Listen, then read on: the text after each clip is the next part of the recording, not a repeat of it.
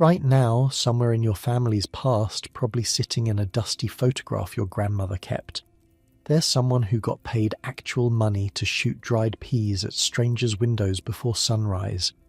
Someone else in your family tree guarded public toilets like they were Fort Knox, charging a penny for the privilege of entry. And I'd bet real money that at least one of your ancestors got professionally kissed by a man covered head to toe in chimney soot. These weren't side hustles or weekend gigs. These were legitimate careers that fed families, built communities, and shaped the Britain your grandparents grew up in. Here's what these jobs actually looked like from the inside. So yeah, if these stories help you drift off, hit subscribe. I'm always curious about who's listening and from where. Drop your city and what time it is in the comments. I was reading through them last week and someone from Auckland said it was already tomorrow there. Still can't quite wrap my head around that one. All right, we're heading back to industrial Britain tonight. But before we go anywhere, get yourself comfortable first. I mean, actually comfortable. Pillows sorted. Blanket situation handled. Good. Because where we're going, you're definitely going to want to be settled in. Your eyes open to darkness. Complete darkness. The kind of black that presses against your face like a wool blanket soaked in coal smoke. For a moment you don't know where you are. Then the cold hits you. It's seeping through the thin walls of your terraced house in Manchester, creeping under the door, settling into your bones like it's got nowhere else to be. And then you hear it. Tap, tap, tap. Something's hitting your window. 3 sharp sounds cutting through the silence of 2:30 in the morning. You know what this is. You've been hearing it every morning for years. It's Mary Waters with her bamboo pole, and if you don't get your face to that window in the next few seconds, she'll keep tapping until you do. You drag yourself out of bed. The floorboards are ice against your bare feet. You shuffle to the window and press your palm against the glass, letting her see the movement through the thin curtains. That's the signal. That's all she needs. By the time you've taken your hand away, she's already moving on to the next house, her footsteps fading into the darkness. Mary's been doing this for 30 years now. 30 years of waking at 2 in the morning. 30 years of walking these same cobblestone streets in the pitch black, in the pouring rain, in the bone-cracking cold that settles into northern England like it's got a personal vendetta. She's raised her son on this work, paid for his education, supported her husband when his back gave out and he couldn't work anymore, all by tapping on windows in the dark. She's a knocker-upper. That's actually what they called themselves. I know how that sounds to American ears, but in Britain, knocking someone up just meant waking them. And for about 100 years, from the depths of the Industrial Revolution right through to the 1950s, knocker-uppers were absolutely essential to keeping the entire country running. You pull on your work clothes in the dark. There's no point lighting a candle. You've done this so many times, your hands know where everything is. Trousers first, still damp from yesterday because nothing ever fully dries in this weather. Then the shirt, rough against your skin. The boots that pinch your feet but you can't afford new ones. By 4:30 you need to be at the cotton mill or they dock your wages. By 4:31 you might as well not show up at all. This is why you pay Mary Waters her 3 pence a week. Not because you're lazy, because you're terrified. Missing a shift doesn't mean a slap on the wrist. It means money taken from your pay. Multiple late arrivals and you're out. No job, no income, no way to feed your family. In this era, before any meaningful welfare state, being fired means potential starvation. Real starvation. The kind where children die. So, yeah, 3 pence a week to ensure someone wakes you up. Worth every penny. Outside your window, Mary is still making her rounds. You can hear the faint tap, tap, tap from a few houses down as she works her way through the street. She's got 80 clients on her route. 80 different wake-up times, 80 different windows to tap in a specific order across maybe 2 square miles of tightly packed industrial housing. She keeps every single schedule in her head. No notebook, no written list that anyone knows about. Just decades of practice burned into her memory like grooves in a record. Some knocker-uppers don't use poles like Mary does. Some carry soft hammers that they throw at windows with practiced accuracy. Others have rattles or small drums they beat while standing in the street. And then there are the ones who use pea shooters. I'm not making this up. We have photographic evidence. There's a famous picture from 1931 showing a woman named Mary Smith in East London. She's got this long rubber tube raised to her lips, and she's firing dried peas at a bedroom window. That was her method. That was how she made her living.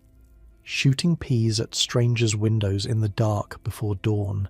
You step outside now, into that pre-dawn chill, and you're not alone. All down the street doors are opening. Other workers emerging from their houses, their breath making little clouds in the cold air. Nobody's talking much. It's too early for conversation, but there's a kind of solidarity in it. You're all in this together. You've all been knocked up by Mary or someone like her. You're all making your way to the same mills and factories, trying to keep your jobs, trying to keep your families fed. The trust in this system is wild when you think about it. No contracts, no formal arrangements beyond that weekly payment, just an understanding between working people that everyone has their part to play and everyone will do their job. Mary trusts you to pay her. You trust her to wake you. It's simple. It works. In the mining communities of County Durham, the system got even more organised. You'd have seen this if you lived there instead of here. The coal mines ran around the clock, different shifts starting at different times, and missing a shift underground wasn't just about lost wages. It could mean the difference between a mine running safely and a mine where something goes wrong because the crew is short-handed. So the collieries themselves employed knocker-uppers, official knocker-uppers, on the company payroll. And here's the brilliant part. The miners' houses had slate boards built right into their exterior walls, little chalkboards essentially mounted next to the front door. Each evening you'd step outside into the cool air, take a piece of chalk and write your shift time for the next morning on that slate. The colliery knocker-upper would walk his route, check each slate and knock up the houses accordingly. They called these knocky-up boards, or sometimes wake-up slates. The language was different then, more colourful somehow, more practical. And who woke up the knocker-uppers? That was the eternal question. There's a tongue twister that survived from this era. We had a knocker-up, and our knocker-up had a knocker-up, and our knocker-up's knocker-up didn't knock our knocker-up, so our knocker-up didn't knock us up. 'Cause he's not up. Usually it was night watchmen finishing their shifts, or people who just naturally couldn't sleep past 2 in the morning and figured they might as well get paid for their insomnia. Police constables sometimes moonlighted as knocker-uppers too. They'd finish their night patrol and, instead of heading home, they'd do a few rounds of window tapping for extra money. In London, there was a man named Charles Nelson who worked as a knocker-upper for 25 years in the East End. 25 years of pre-dawn patrols through some of the roughest neighbourhoods in the city. He woke up doctors and market traders and dock workers and anyone else who needed to be somewhere before the sun came up. His picture survives in the archives. Flat cap, weather-beaten face, eyes that have seen too many dark mornings to count. But every profession has its end, and for the knocker-uppers, it came quietly, one cheap alarm clock at a time. By the 1920s and 30s, affordable alarm clocks started appearing in British shops. They weren't perfect, they weren't always reliable, but they were there. And slowly, Street by street, city by city, people stopped needing someone to tap on their windows. Why pay Mary Waters 3p a week when you could buy a clock that would last for years? Some knocker-uppers hung on longer than you'd expect. In smaller industrial towns, the profession survived into the 1970s. There's a story about an 84-year-old man who finally retired in 1960 from his knocking-up duties in a small town near Buckingham. When a reporter asked him what he planned to do with his retirement, he thought about it for a moment and said he might lie in bed until 6 in the morning for once. Think about that. A lifetime of waking before dawn, of walking dark streets, of tapping on windows, and his retirement fantasy was just sleeping until a perfectly normal hour. Right now, you're lying in your comfortable bed. Maybe you've got a phone beside you that'll buzz with 17 different alarms if you set them. Maybe you trust your body to wake up on its own. You'll never need a Mary Waters to tap on your window. You'll never know that specific mix of gratitude and annoyance when dried peas hit your bedroom glass at 2:30 in the morning. But she was real. They all were. Thousands of them, spread across Britain, keeping the country running one tapped window at a time.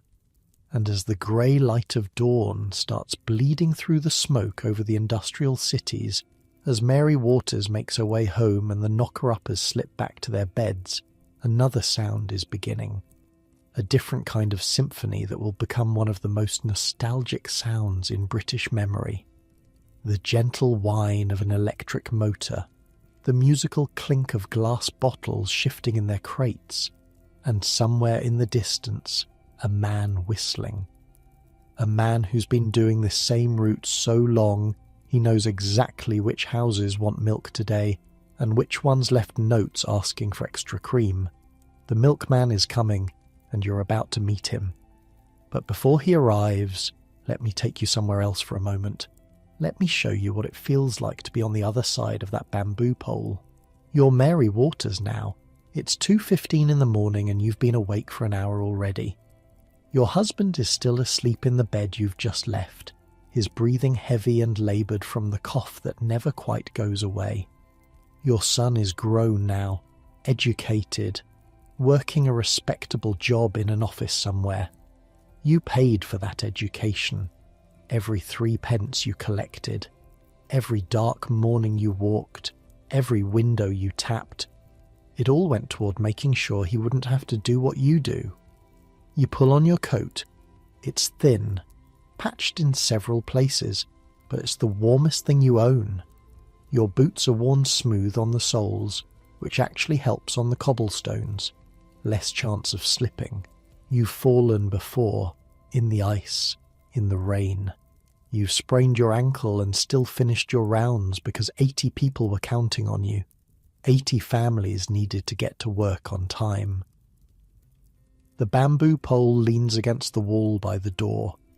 12 feet of flexible wood with a wire arrangement at the end. You've replaced the wire 3 times this year. The cold makes it brittle.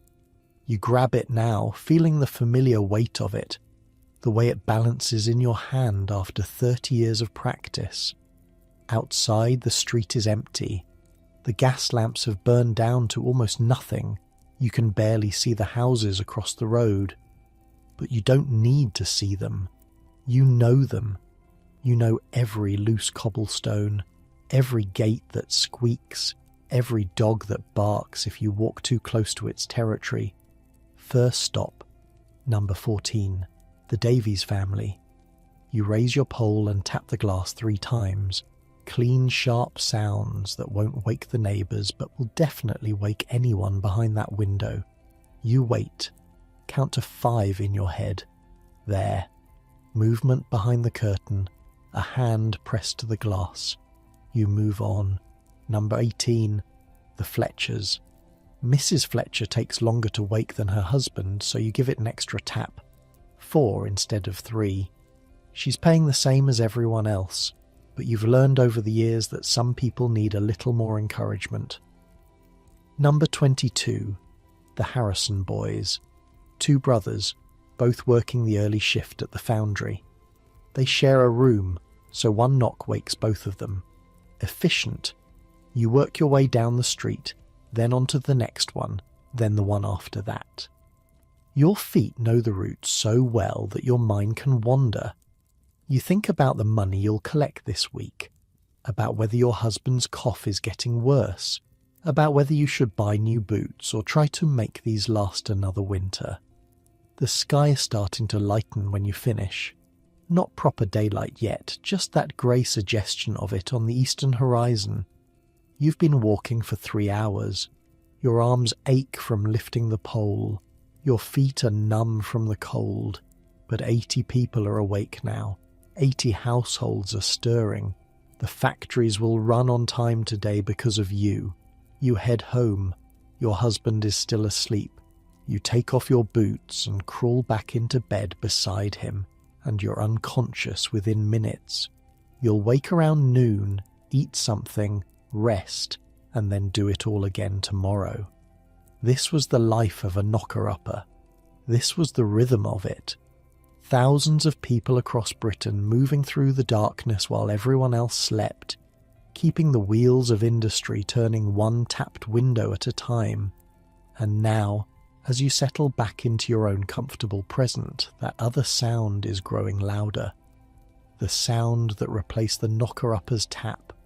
The sound that meant a new day was starting and the world was waking up properly. The milkman is here.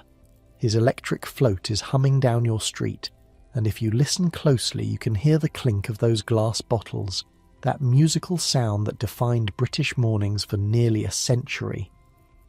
Let me tell you about him. You're standing at your front door now. It's 6:30 in the morning and the world has finally started to wake up properly. The knocker-upper's tap feels like hours ago, though it's only been 4. You've already done half a shift at the mill. Your hands are sore. Your back aches. But there's something happening out on the street that makes you pause before heading back inside. That sound. The low electric hum of a milk float coming down the road. The clink and rattle of glass bottles shifting in their wire crates. And there he is, Steve. Same man who's been delivering to this street for longer than you've been alive. His float is a strange-looking thing if you're not used to it. 3 wheels, open sides, no doors to speak of, just a platform he can hop on and off of without slowing down. The whole vehicle runs on batteries, which means it barely makes a noise. Perfect for 5 in the morning when everyone's still asleep. Not so useful now, but Steve keeps the same pace regardless. Old habits. He spots you watching and gives a little wave. Doesn't stop though. Can't stop. He's got 200 houses to hit before noon, and he's already running behind because Mrs. Patterson on Elm Street wanted to talk about her hip surgery for 15 minutes. You watch him work. It's like a dance, honestly. He pulls up to a house, hops off the float before it's fully stopped, grabs 2 bottles of milk in one hand, walks to the doorstep, picks up the empties, leaves the fresh ones, walks back, drops the empties in a crate, hops back on, and he's moving to the next house before you finish blinking. Years of practice, decades of it. Steve's been doing this route for 40 years. 40 years of the same streets. 40 years of watching kids grow up, leave home, have kids of their own. He's delivered milk to 3 generations of some families. Great-grandmothers who remember him as the young lad who took over from old Charlie in '63. Kids who think he's just always been there, like the postbox or the corner shop. If you'd been born a bit earlier, if you'd grown up in the 50s or 60s, this would have been your morning soundtrack. Not an alarm clock, not a phone buzzing, just the gentle clink of glass bottles being set down on doorsteps all along your street. People used to say they could tell the time by the milkman. 7:15, Steve's at the corner. 7:20, he's passing the greengrocers. 7:25, he's at your door. But here's what most people don't understand about being a milkman. It wasn't just about the milk. Watch this. You're Steve now. It's 1972, and you've been doing this job for almost a decade. You know every house on your route, not just which ones want full cream and which ones want skimmed. You know which houses have new babies, which ones have teenagers who stay out too late, which elderly folks live alone and might need checking on. There's a system, see? The milk bottles you leave on the doorstep, they're like a signal. If you come back the next morning and yesterday's bottles are still sitting there, untouched, something's wrong. Maybe they're on holiday, maybe they forgot to bring them in, or maybe Mrs. Chen, who's 84 and lives alone since her husband died, has fallen and can't get to the door. You've found 3 people like that over the years. 3 times you've noticed the bottles piling up, knocked on the door, got no answer, and called someone to check. 2 of them were fine, gone to visit relatives and forgot to cancel the milk. But one of them, old Bernard on Ashworth Street, he'd had a stroke in his kitchen. Doctors said if you hadn't noticed, if you hadn't raised the alarm, he'd have died there on the linoleum. That's the job. That's what people don't see. You're not just delivering dairy products, you're the person who notices, the one who pays attention when nobody else does. The money's not great if you're honest. Never has been. You start work at 4 in the morning, sometimes earlier in summer when the milk needs to get to doorsteps before the sun warms it up. You finish around noon if everything goes smoothly, later if it doesn't. Customers leave their payment in the empty bottles, coins tucked underneath them, or little envelopes with the exact change. Sometimes they leave notes too. 2 extra pints, please, Steve, my sister's visitin'. Just one today, Jim's in hospital. Could you check on number 42? Haven't seen Mrs. Okonkwo in days. You read those notes and you know what's happening in people's lives. You know who's celebrating and who's struggling. You know which marriages are falling apart because suddenly there's only 1 name on the milk order instead of 2. You know which families just had good news because they've added cream and eggs to their usual order, probably planning a special breakfast. In 1964, they started giving out awards for this job. Personality Milkman of the Year, they called it. A man named George Jones from Llandudno in Wales won it that year. Got his picture in all the papers. Travelled down to London to collect his prize at the National Dairy Centre on Charing Cross Road, like he was receiving a medal from the Queen herself. Think about that for a second. A national competition to find the friendliest milkman in the country. That's how much these people mattered. That's how central they were to daily life. The floats themselves were something special too. Britain had more electric vehicles on its roads by 1967 than any other country in the world, and most of them were milk floats. Not because anyone was worried about the environment back then, simply because milkmen needed to be quiet. You can't go rumbling down a residential street at 5 in the morning in a diesel truck without waking everyone up and losing half your customers. So they built these silent little vehicles, batteries charged overnight at the depot, top speed of maybe 15 miles an hour, though you'd rarely need to go that fast. The whole thing designed around hopping on and off, grabbing bottles, moving quickly from house to house without ever fully stopping. Some kids used to help the milkman on his rounds. You remember this if you grew up in that era. Saturday mornings or summer holidays, you'd wake up early and ask if you could ride along. Most milkmen were happy to have the company.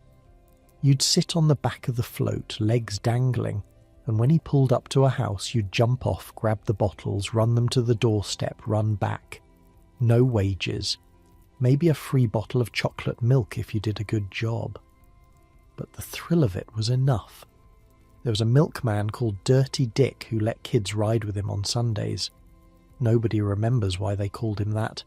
He wasn't particularly dirty, just one of those nicknames that sticks for reasons lost to time. Kids would fight for the chance to help Dirty Dick on his rounds. Best morning of the week. Your float is getting older now. It's 1978 and the casing is rusted in places. The batteries don't hold a charge like they used to. The dairy keeps talking about getting new vehicles, but the money's tight. People are buying their milk from supermarkets these days. Big cold cases full of plastic bottles, cheaper than doorstep delivery, easier to grab while you're doing your weekly shop. You've lost 40 customers this year alone. 40 houses that used to have bottles waiting for you every morning. Now they just have empty doorsteps. The housewives who used to wave at you from their kitchen windows, they're driving to Tesco instead. The notes asking for extra cream, there are fewer of them every month. It's not personal. You know that. It's just how things change. Refrigerators got better, got bigger. People don't need fresh milk delivered every single day anymore. They can buy a week's worth and keep it cold. But still, 40 years you've been doing this. 40 years of knowing these streets better than anyone. You've watched the children grow up. You've watched the old folks pass away. You were there through power cuts and snowstorms and that heat wave in '76 when you had to start your rounds at 3 a.m. just to get the milk delivered before it spoiled. Mrs. Patterson on Elm Street, the one who talks your ear off about her hip, she's been your customer since 1965. Her daughter was born that year. You delivered milk to the house the morning she came home from the hospital. Now that daughter has children of her own, and they've moved to Birmingham, and Mrs. Patterson is alone in that house with nobody to talk to except you. So, yeah, you stand there and listen to her talk about her hip for 15 minutes. Because that's part of the job too. That's always been part of the job. By the 90s, most of the milkmen were gone. The floats disappeared from British streets. The clink of bottles at dawn became a memory instead of a daily occurrence. A few holdouts kept going, especially in smaller towns where people still like the personal touch. But the golden age was over. The supermarkets had won. There's something sad about that, isn't there? Not just the loss of a job, but the loss of that daily connection. Someone who knew your name. Someone who noticed if you didn't answer your door. Someone who could tell you were going through a rough patch just by reading the notes you left in empty bottles. You're back in your own bed now. Your own time. The milkman doesn't come to your street anymore. Probably hasn't for decades. You buy your milk in plastic jugs from a grocery store, and you don't know the name of a single person who works there. But somewhere in Britain, a few milk floats are still humming along. A few milkmen are still making their rounds, still reading the notes, still noticing the bottles that haven't been collected, still keeping an eye on the Mrs. Pattersons of the world, making sure someone's checking in. And as the morning goes on, as Steve finishes his route and heads back to the depot, another sound is starting to echo through the streets. A different kind of call, a different kind of worker moving through the neighbourhood. A man with a horse and cart shouting 2 words that every child in Britain used to know. Rag bone. You can hear him coming now. And what he's offering, the strange barter system he's running out of the back of that cart, it's something you need to see to believe. But hold on. Before we leave Steve and his milk float behind, there's more you need to understand about this job. About what it cost and what it gave. Come back to the depot with me. 4 a.m. It's still pitch black outside and the air is so cold it burns your lungs when you breathe in too fast. You're Steve again, 23 years old, new to this job, still learning the routes. The depot smells like sour milk and diesel exhaust. Dozens of floats are lined up, plugged into charging stations that hum and click in the darkness. The other milkmen are already here, loading their vehicles, checking their orders. Nobody talks much at this hour. Too early for conversation. Just the sound of bottles clinking and the squeak of trolley wheels on concrete. Your round sheet is pinned to a clipboard. 218 houses today. You've got it memorised now. But in the beginning you had to check it constantly. Left on Ashworth, right on Maple, straight through to Canterbury Road. Mrs. Chen gets 2 pints of full cream. The Johnsons want skimmed. The Petersons switched to gold top last week and you keep forgetting. Loading the float is an art form. You learn this quickly. Heavy crates on the bottom or the whole thing tips when you take corners. Glass bottles facing inward so they don't crack against the sides. Eggs in a separate carrier because one good bump and you're delivering omelettes instead of breakfast. The batteries are charged. The milk is loaded. You climb onto the float and it dips under your weight. These things are built light, barely more than a platform with wheels and a motor. Your knees will ache from standing by the time you're 30. Your back will never quite be right again. But that's the price of the job and you pay it without thinking because what else are you going to do? The streets are empty at this hour. Just you and the float and the darkness. Street lamps throw pools of yellow light onto wet pavement. A cat watches you from someone's garden wall. The whole city is sleeping and you're the only one moving through it. A ghost with a payload of dairy. First delivery. You pull up, hop off, grab the bottles. The doorstep is slick with dew. You set the fresh milk down, pick up the empties, notice the note tucked underneath. Morning, Steve. Could we try Jersey milk this week? Peter thinks it might help his stomach. You don't know Peter, never met him, but you know his stomach troubles now. You know his wife thinks Jersey milk might be the answer. You'll remember to bring Jersey milk tomorrow. You'll remember to ask next week if it helped. That's the job. Hundreds of small intimacies. Hundreds of lives you brush against without ever quite entering. You know their breakfast habits and their health problems and their family dramas, but you couldn't tell someone what colour their living room walls are. It's a strange kind of closeness. Surface level, but somehow deep at the same time.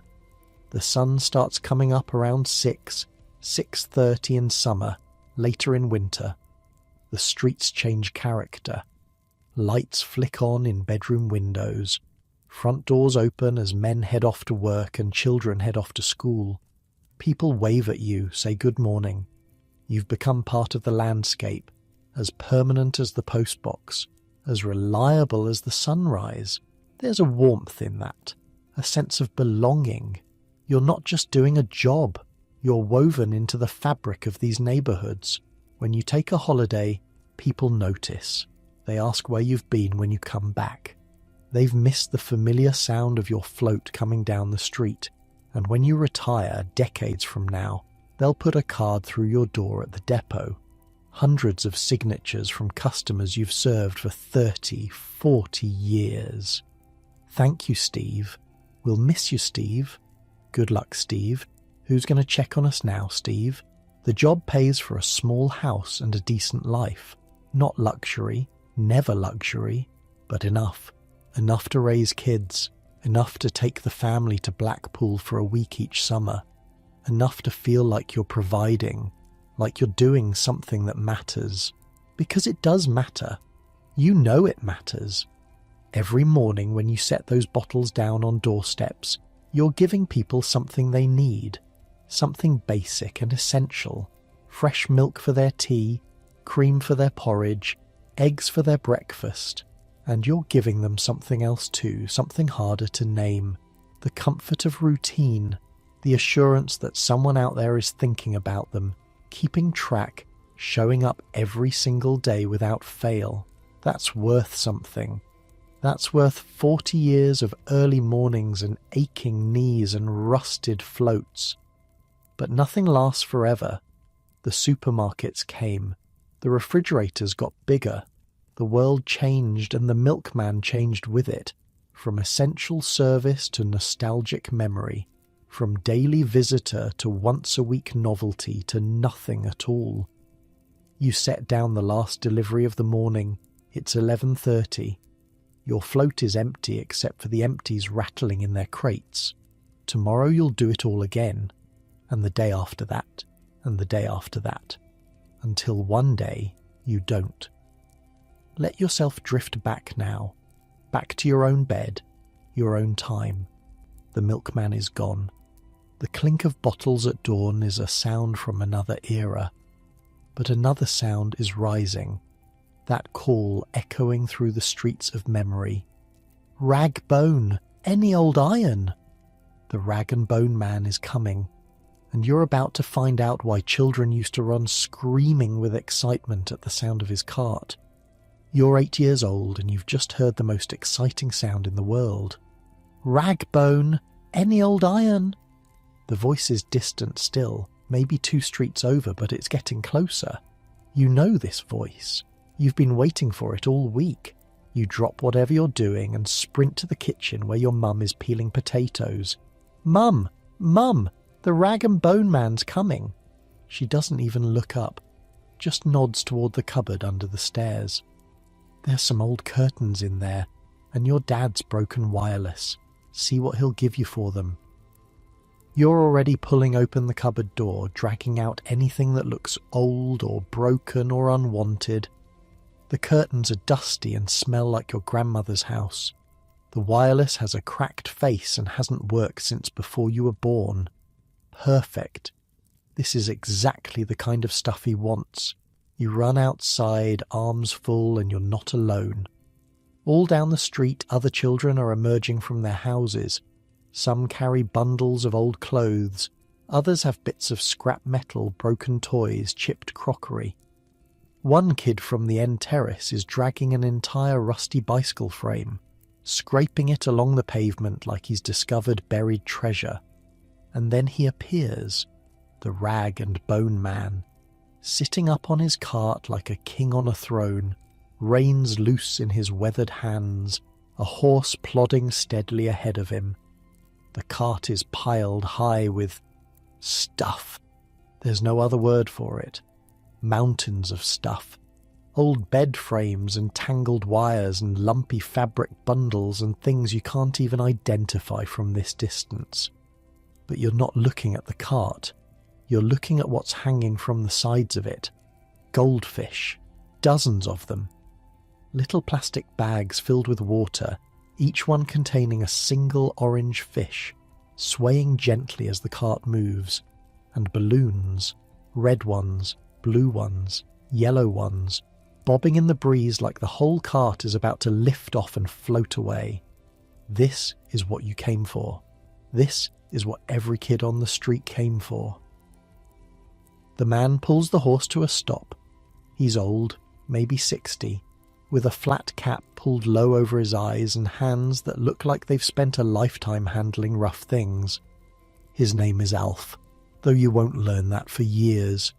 To you, he's just the rag and bone man, the magic man who turns your family's rubbish into goldfish.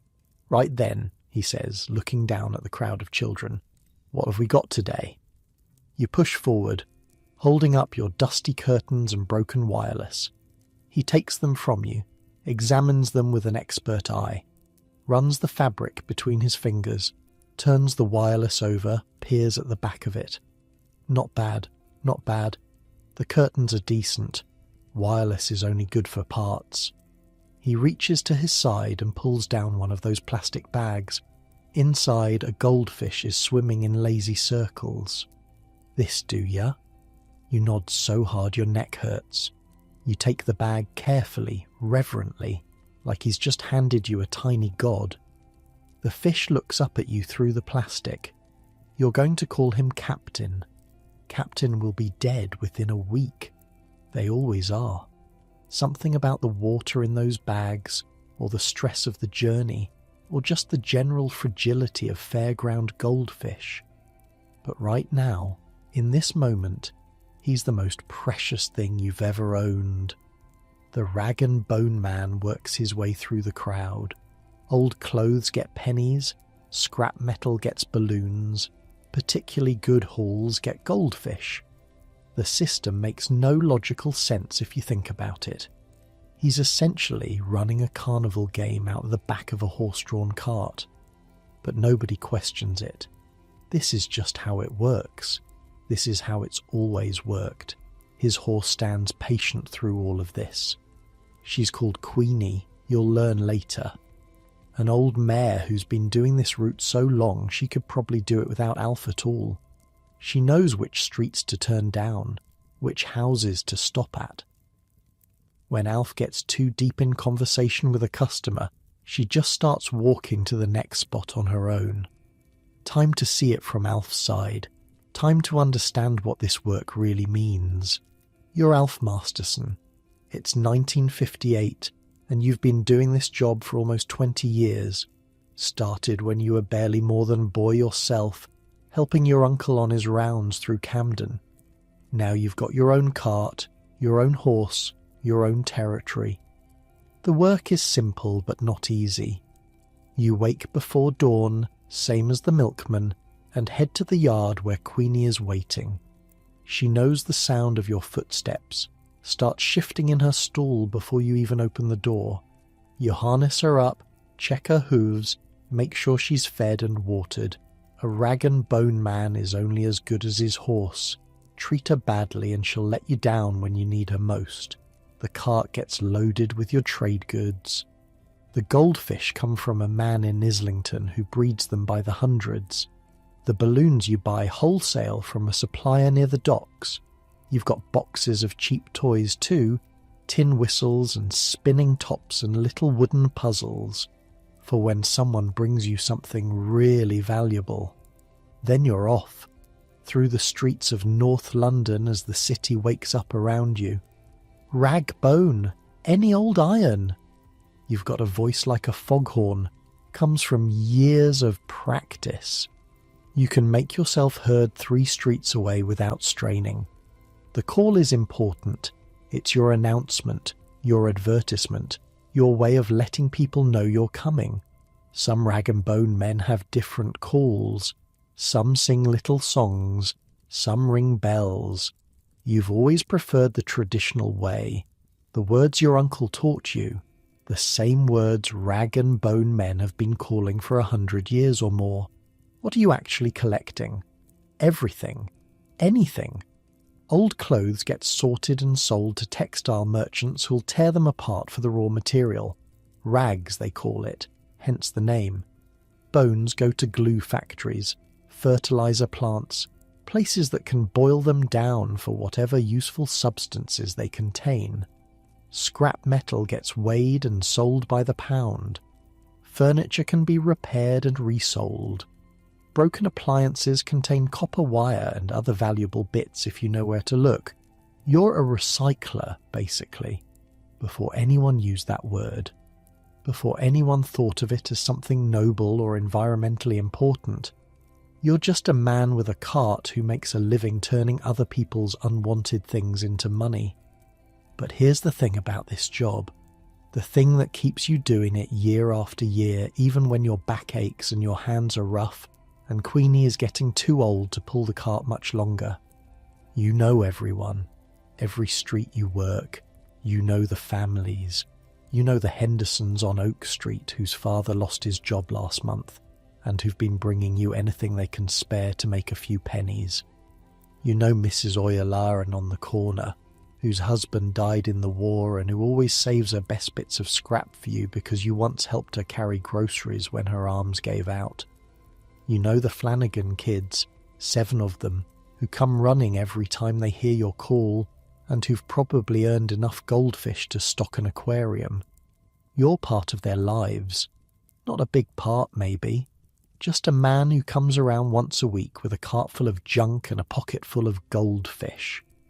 But you're there, consistent, reliable.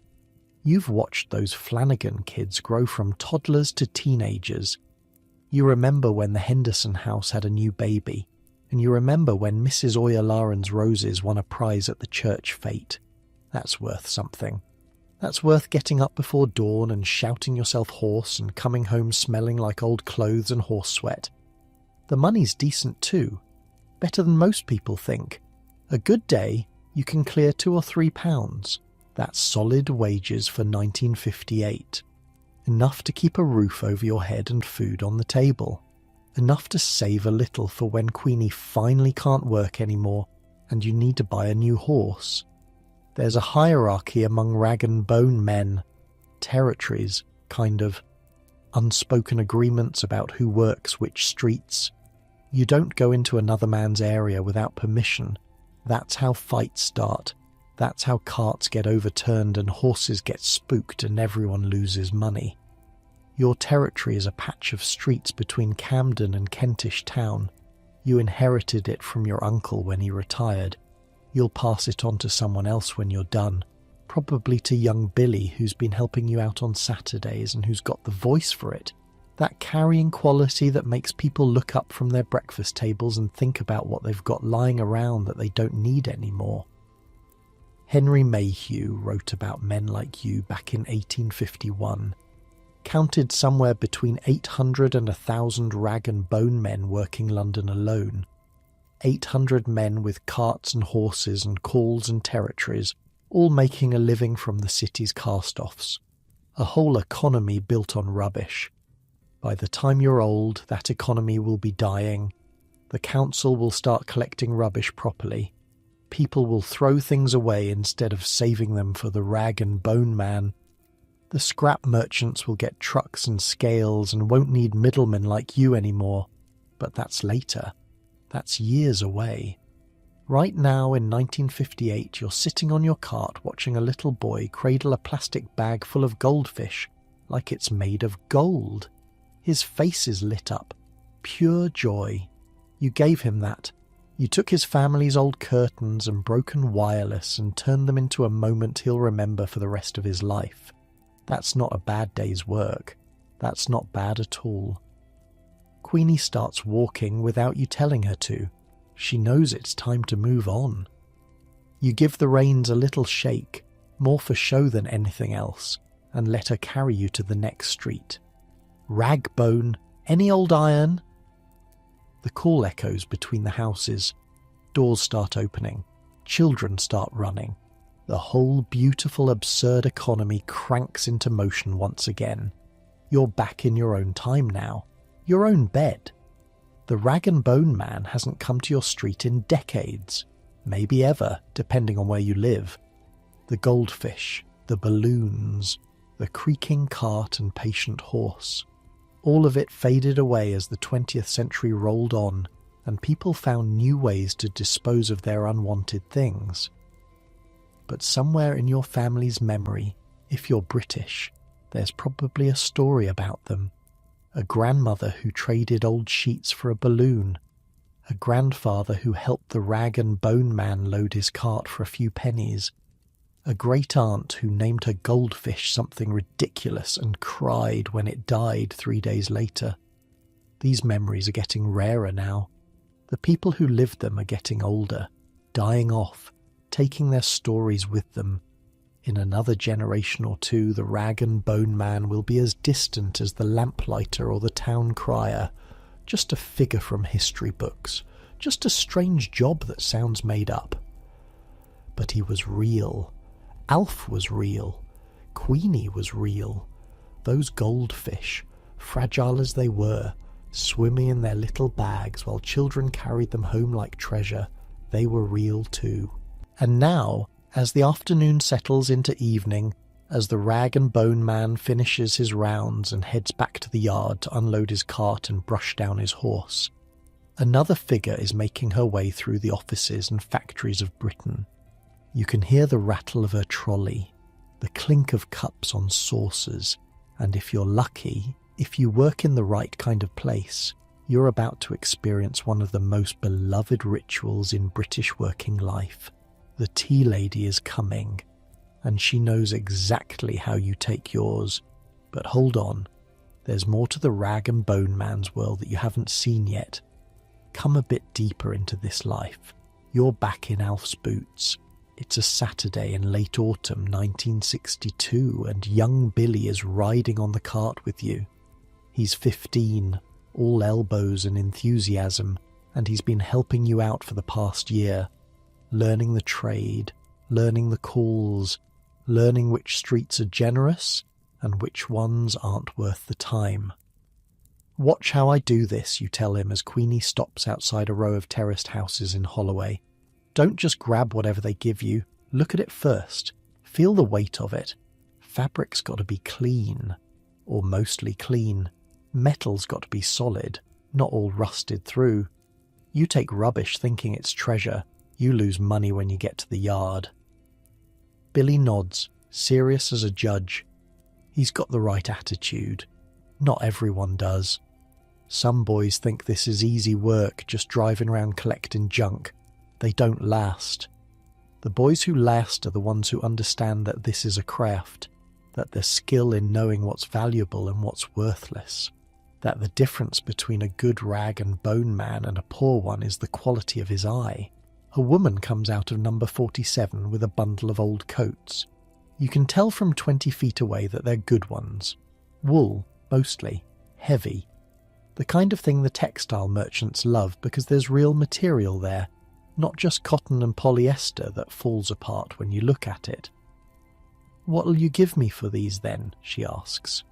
You climb down from the cart, take the bundle, spread out the coats one by one, check the linings, feel the seams, look for moth damage, stains, tears that would reduce the value. "6p for the lot, you say," she frowns. "They cost a lot more than 6p when they were new." "I'm sure they did, love, but they're not new now, are they?" You keep your voice friendly. This is part of the dance. Everyone haggles a little. Everyone wants to feel like they got a fair deal. "Tell you what, 6p and a balloon for your little one." She's got a daughter hiding behind her skirt, 3 or 4 years old. The girl's eyes go wide at the mention of a balloon. "Go on then," the woman says. 6p and a balloon." You hand over the coins, pull down a red balloon, tie it to the little girl's wrist. She stares at it like you've just handed her the moon. The mother goes back inside. You load the coats onto the cart. "See that?" you say to Billy. "She was happy. I was happy. The girl got a balloon. Everyone wins." "But those coats were worth more than 6p, Billy says. "Course they were. They're worth at least 2 bob at the yard. Maybe more. But I gave her what she expected, plus something extra for the kid. She'll remember that. She'll save her good stuff for me instead of giving it to one of the other men. That's how you build a territory, son. Not by squeezing every penny. By being fair. By being the one people want to deal with." Billy thinks about this. You can see him filing it away. Good. He'll need it. The afternoon wears on. The cart gets heavier. Queenie moves slower, but she's steady. Never complains. Never balks. 30 years you've been working with horses, and Queenie's the best you've ever had. When she goes, and she will soon because she's getting on now, it'll be like losing a partner. There's a social element to this work that people don't expect. You stop at the pub around 3, let Queenie rest and water her, and you go in for a pint. The publican knows you. The regulars know you.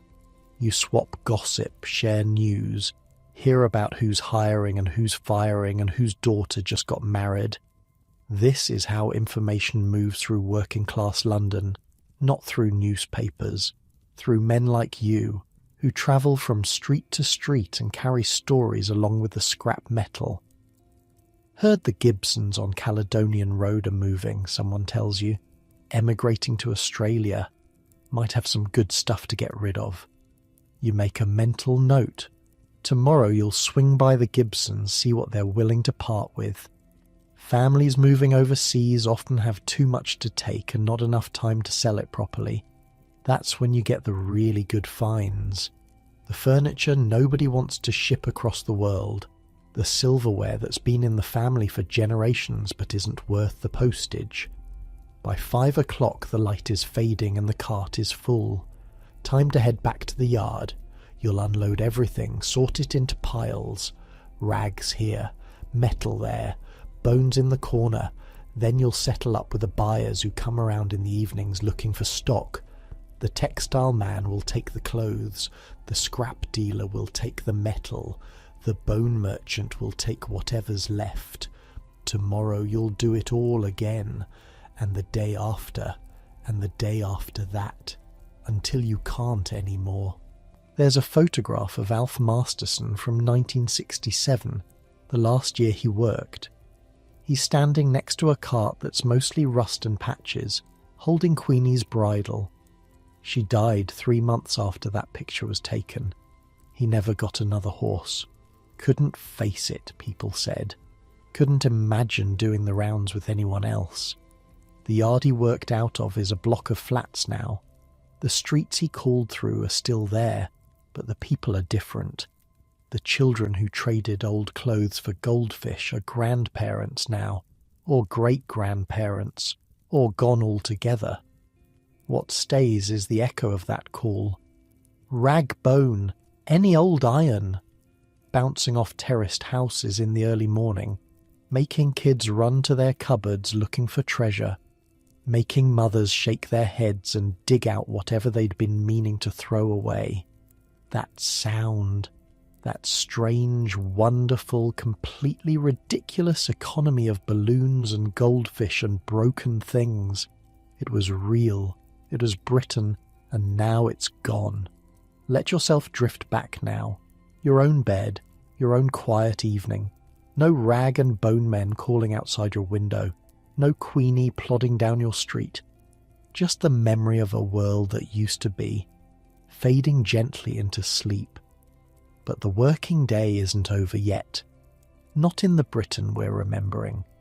Because somewhere in an office building, in a factory, in a department store, a very important ritual is about to begin. The rattle of a trolley, the clink of cups, the question everyone's been waiting for since the last break ended. Tea, love? The tea lady's making her rounds, and she's got biscuits. You're sitting at a desk. It's 1963 and the clock on the wall says 10:45. You've been typing for 3 hours straight. Your fingers ache. Your eyes are tired from staring at carbon paper and tiny print. The office around you is a sea of identical desks, identical typewriters, identical women in identical blouses, all clacking away at their keyboards like some kind of mechanical orchestra. And then you hear it, the rattle, distant at first, then closer, metal wheels on linoleum, the gentle percussion of cups shifting on saucers, a sound so familiar, so welcome, that half the office looks up at exactly the same moment. Alice is coming. She rounds the corner, pushing her trolley, and the whole mood of the room changes. Shoulders relax, typing slows. People start to smile. It's not just about the tea, though the tea is important. It's about Alice herself, about what she represents. A break, a breath, a moment of human contact in the middle of a long grey day. "Morning, loves," she says, parking the trolley at the end of your row. "Who's ready for a cuppa?" "You're ready. God, you're ready. You've been thinking about this tea for the last 45 minutes, watching the clock, willing it to move faster. Your mouth is dry from too much talking on the telephone. Your brain is fuzzy from too many numbers and not enough fresh air." Alice works her way down the row. She doesn't need to ask anyone how they take it. She knows. 37 people in this office, and she knows every single one of their preferences. Mrs. Henderson takes hers weak with 2 sugars. Mr. Blackwood wants it strong enough to stand a spoon in. No sugar, just a splash of milk. Young Patricia from the filing room likes hers with so much milk it's barely brown anymore. When Alice gets to you, she's already pouring, knows exactly how much to fill the cup, knows you like it medium strength, 1 sugar, stirred clockwise for some reason you can't even explain. She hands it to you with a biscuit balanced on the saucer. Digestive. Your favourite. "You look tired, love," she says. Not loud enough for anyone else to hear, just between the two of you. "Long week," you say. She nods, pats your shoulder once, moves on to the next desk. That's it. That's the whole conversation. But somehow you feel better. Somehow the afternoon doesn't seem quite so endless anymore. This is what a tea lady did. Not just pouring drinks, not just pushing a trolley around. She was the beating heart of an office. The person who knew everyone's name and everyone's troubles. The one who noticed when someone was having a bad day and slipped them an extra biscuit without making a fuss about it. Let me put you in Alice's shoes now. Show you what the job looked like from the other side. You're Alice Bond. It's 5 a.m. and you're already at work setting up for the day. The industrial kitchen in the basement of this insurance company smells like yesterday's soup and tomorrow's tea. Your urn is heating up, a massive copper thing that holds enough water for 200 cups. You've been doing this for 11 years now, and you could run this kitchen blindfolded. The trolley gets loaded with precision. Cups on the left, saucers stacked underneath, milk in the blue jug, sugar in the white bowl, teaspoons in the little ceramic holder your daughter made in school, the one with the wonky handle that you've used every day for 6 years. Biscuits go in the tin, arranged so they won't crumble when the trolley moves. First round is at 7 for the early shift workers, men mostly from the post room and the maintenance department. They like their tea hot and strong and they don't much care about saucers. You pour straight into mugs for them, thick ceramic things that can survive being dropped. Second round is at 10 for the typing pool and the secretaries. That's when you need the good china. The women in that department have standards. They notice if a cup is chipped or a saucer is stained. You learned that the hard way your first week on the job. Third round is at 3 for everyone who's still awake and functioning. By then you've made maybe 300 cups of tea. Your arms are tired from lifting the urn. Your feet are sore from pushing the trolley across different floors, in and out of lifts, up and down corridors. But you keep smiling. That's part of the job. That's most of the job, if you're honest. The thing about being a tea lady is that people talk to you. Really talk. Not the polite surface stuff they say to their managers or their colleagues. The real stuff. The problems at home. The worries about money. The husband who drinks too much. The daughter who's got herself in trouble. They tell you because you're safe. You're not part of their world, not really. You're the woman with the trolley who comes and goes and never judges. You know secrets about this company that would make the directors blush. You know who's sleeping with who's been embezzling from the petty cash, who cries in the toilets every Thursday afternoon for reasons nobody else has figured out. You know it all, and you never say a word. That's the code. That's how it works. The tea lady knows everything and tells nothing. There's a woman on the 4th floor, Patricia, who's been coming to work with bruises she thinks nobody notices. You noticed. You always notice. You started giving her extra biscuits a few weeks ago, sitting with her a little longer when you do the rounds, letting her talk if she wants to, staying quiet if she doesn't. It's not much. It's not solving anything, but it's something. That's what this job is. 1,000 small somethings. A cup of tea when someone needs it. A kind word when the day is hard. A moment of warmth in an office that can feel very cold. The war changed everything, people say. Before the war, tea ladies were just servants. After the war, when women had worked in factories and driven ambulances and proved they could do anything, the tea lady became something different. A respected position. A necessary one. The person who kept morale up when the work was boring and the bosses were demanding and the future felt uncertain. By the time you retire, decades from now, the tea ladies will be mostly gone, replaced by vending machines that dispense bitter coffee and tepid soup, replaced by kitchenettes where people make their own drinks and don't talk to anyone while they do it. Something will be lost. That daily moment of human connection, that ritual of cups and saucers and someone who knows your name. But that's later. Right now, in 1963, You're pushing your trolley through the typing pool and everyone is looking up and smiling, and the whole room feels a little bit lighter because you're there. The typing pool, look at it for a moment. Really look. 30 women, maybe 40, sitting at identical desks in identical rows, each one facing an identical typewriter. The sound is incredible. A constant clatter of keys like rain on a tin roof, like 100 tiny hammers all striking at once. This is the soundtrack of office life in the 50s and 60s. The clickety-clack of the typing pool. These women are fast. 60 words a minute minimum. Some can do 80, 90, 100. Their fingers fly across the keys without looking, without thinking. The letters appear on the page as if by magic. You're one of them now. Margaret. It's 1957, and you've been in the pool for 3 years. Your desk is in the 4th row, between Patricia, who types faster than anyone, and Susan, who makes the fewest errors. You're somewhere in between. Fast enough, accurate enough, good at your job without being exceptional. The work comes down from the executives on the floors above, handwritten drafts, dictation recordings, scribbled notes that you have to decipher.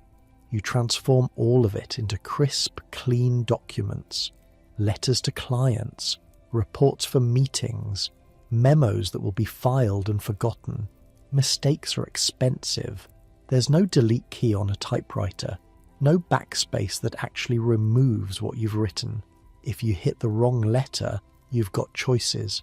Correction fluid, which looks messy. Correction tape, which looks slightly less messy. Or starting over completely, which wastes time and paper. The supervisors watch. They actually time you sometimes, standing behind your chair with a stopwatch. Words per minute, errors per page, everything measured, everything counted. The good typists get the important documents. The less good ones get the routine stuff. There's a hierarchy here, even though everyone's doing the same basic job. Your hands ache by the end of the day. Your shoulders are tight from hunching over the machine. Your ears ring from hours of constant noise. But there's something satisfying about it too. That stack of finished documents, that pile of work completed, proof that you were here, that you did something, that the office couldn't function without you. The personal computers came eventually. Word processors first, then proper computers with screens and keyboards and that magical delete key. The typing pools emptied out. The women found other work or retired or were made redundant. The sound of 40 typewriters clattering in unison became a memory. But right now, in 1957, you're part of something. Part of the machinery that keeps British business running. Your fingers on the keys, your words on the page, one document at a time. Let yourself settle into that image for a moment. The rattle of the tea trolley moving between the desks, the steam rising from the urn, the constant percussion of typewriters in the background, the gentle murmur of conversation as people take their breaks and catch up on gossip, and remember that they're human beings, not just workers. Your cup is warm in your hands, the tea is exactly right. Alice has moved on to the next department, her trolley rattling away down the corridor, but the feeling she left behind stays with you. That small kindness, that moment of being seen. And now another voice is cutting through the office noise, a voice you know well, a voice that connects you to the world outside these walls. Number, please. The telephone on your desk is ringing, and somewhere, in a vast room full of cables and plugs and switchboards, a woman is about to connect you to whoever's calling. Let me take you there. To that room, to those women, to one of the strangest and most demanding jobs in British history. You're sitting in front of a switchboard. It's 1954, and the board in front of you stretches 8 feet wide and 6 feet tall. A wall of holes and cables and tiny lights that blink and flash like stars. You're wearing a headset. Your hands are moving constantly, plugging cables in, pulling them out, routing calls from one line to another. Number, please. The voice in your ear gives you a number. Whitehall 4729. Your hands are already moving before your brain has finished processing. You know where that number lives on the board. You've connected calls to it 100 times. Your fingers find the right hole, plug in the cable, and somewhere across London 2 people start talking to each other because you made it happen. This is the telephone exchange. This is where calls go to get connected. And the women who work here, the operators, they're the invisible voices that hold the whole system together. There's a training period for this job, 3 months minimum. They teach you the geography of the switchboard. They teach you which numbers go where. They teach you how to speak clear and professional with that particular operator voice that sounds friendly but not too friendly, helpful but not too familiar. They also teach you what not to say. No chatting with callers. No commenting on what you overhear. No reactions, no matter what comes through those lines. You might connect a woman to her dying mother. You might connect a man to his mistress. You might hear arguments and confessions and business deals worth thousands of pounds. None of it is any of your business.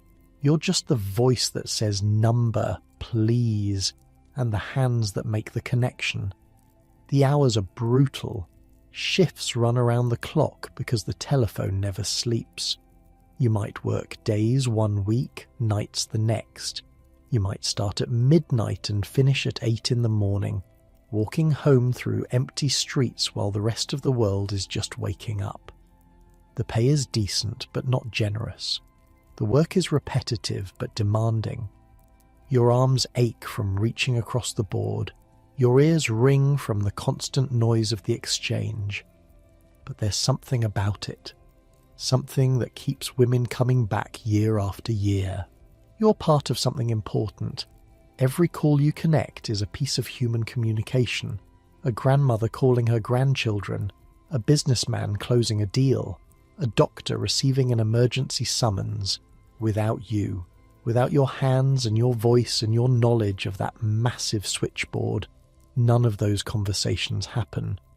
They called you the hello girls back in the early days. The girls who said hello when you picked up the phone. The nickname stuck even as you got older. Even as the girls became women in their 30s and 40s and 50s who'd been doing this job for decades. There were rules, of course. So many rules. You had to be unmarried when you started. They expected you to resign when you got engaged. Definitely when you got married. The thinking was that married women had too many distractions, that a husband and children would interfere with the concentration the job required. This seems insane now. It seemed a bit insane then, to be honest. But that's how it worked. You kept your engagement ring in your pocket. You didn't mention the wedding plans. You pretended to be single and available even when you weren't, because you needed the job and the job needed you. And here's a strange requirement that nobody ever quite explained. Your arms had to be long enough. Not kidding. They measured you during the hiring process, stretched out your arms to make sure you could reach across the full width of the switchboard. If you were too short, too compact, if your arms couldn't span those 8 feet of cables and plugs, you didn't get the job.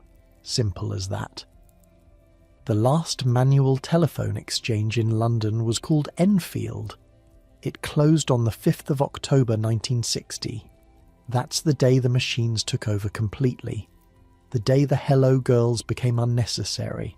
They had a ceremony and everything. The final call, the final number please. The final cable plugged into the final hole. Some of those women had been operators for 30 years, had connected millions of calls, had heard more secrets than any priest or therapist. And now they were walking out of the exchange for the last time, their skills obsolete, their voices no longer needed. Progress, they called it. Automation. The future. Maybe. But something was lost too. That human voice on the other end of the line. The knowledge that when you picked up your telephone, a real person was there to help you. That you weren't just talking to wires and machines, but to someone who might remember your voice, might recognize your number, might even care whether your call went through. You're back in your own bed now, your own quiet night. If you pick up your phone, no one says number, please.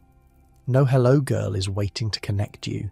You just tap a screen and the call happens like magic, like the system runs itself. But it didn't always. There was a time when every call was a small act of human cooperation. A voice asking what you needed, hands moving across a board, cables plugging into holes, a connection made person to person all the way down the line. Rest for a moment. Let the image of that switchboard fade. Let the voices of the tea ladies and the telephone operators settle into memory. The evening is coming. The working day is ending. And across Britain, in bus depots and train stations, another group of workers is preparing for the journey home. You can hear the bell now. 2 rings. That means the bus is about to move, and the person ringing it, the one who'll take your fare and give you a ticket, they've got a story too. But before we get on that bus, let me show you one more moment from the telephone exchange. One more glimpse into that world of cables and voices. You're Jean now, Jean Singleton. It's 1957 and you've been working the night shift for 3 years. The exchange is quieter at this hour. Fewer calls, more time between connections, more time to think. The board in front of you hums with electricity. Little lights blink on and off as calls come in and go out across the city. You've learned to read the patterns, busy times and quiet times, the rush at 9 when businesses open, the lull at 2 in the afternoon, the strange flurry at midnight when people remember things they forgot to say during the day. A light blinks. You plug in. Number, please. The voice on the other end is shaky. An older woman, you think, maybe 60s or 70s. She gives you a number and you start to connect it, but something makes you pause. Is everything all right, madam? You're not supposed to ask. The rules are clear. Connect the call. Don't engage. Don't get involved. But something in her voice. She trails off. I just wanted to hear someone. My husband passed last month. The house is very quiet. Your hands hover over the board. The number she gave you is for the speaking clock. She wasn't calling anyone. She was calling just to hear a voice. Any voice. I'm sorry for your loss, you say. Against the rules. Against everything they taught you. Would you like me to stay on the line for a moment? She does. You talk for 3 minutes. About nothing, really. The weather, her garden, her husband's favourite things. Then another call comes in, and you have to go. But you tell her she can call again. Any time. You'll be here. This is the job they didn't train you for. The human part. The part where you're not just connecting calls, but connecting people. The lonely ones, the scared ones, the ones who dial numbers just to hear that someone is there. There was a supervisor at Enfield Exchange named Bella Sinclair, first female telephone operator in the Orkney Islands, way back when the system was new. She used to say that the switchboard wasn't just technology, it was a web of human voices stretched across cities and countries, held together by the women who sat at these boards and made the connections happen. She was right. For all the cables and plugs and complicated machinery, the telephone system ran on human beings, on women who learned the geography of sound, who could hear a number and their hands would move to the right spot before their minds had finished thinking, who knew the rhythm of a city's communication, its busy times and quiet times, its secrets and its sorrows. And then the machines came. Automatic exchanges, direct dialing, no more number please, no more hello girls, just buttons and tones and connections that happened without any human involvement at all. Progress, efficiency, the future. But somewhere in the middle of the night, there's still a lonely widow who would have liked to hear a kind voice.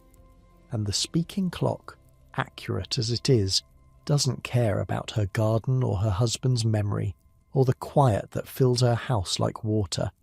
Some things the machines can't do. Some connections require a human hand. Let that thought settle as you drift. The switchboard fading. The voices fading. The whole busy, wonderful human system of communication fading into history. The evening is here now. The workday has ended. And somewhere across Britain, a bus is waiting. You can hear the engine idling. You can see the lights glowing warm and yellow against the darkening sky. Time to go home. Time to catch that bus. And the person waiting to take your fare, the one with the ticket machine strapped to their chest and the leather pouch full of change, they're ready for you. 2 bells. The bus starts moving, and you're about to meet the conductor. The bus lurches forward and you grab the pole just in time. It's a double-decker, red as a postbox, and you're standing on the open platform at the back because all the seats downstairs are taken. The wind catches your coat as the bus picks up speed. Cold, but not unpleasant. There's something exciting about standing here, one hand on the pole, watching the street slide past behind you.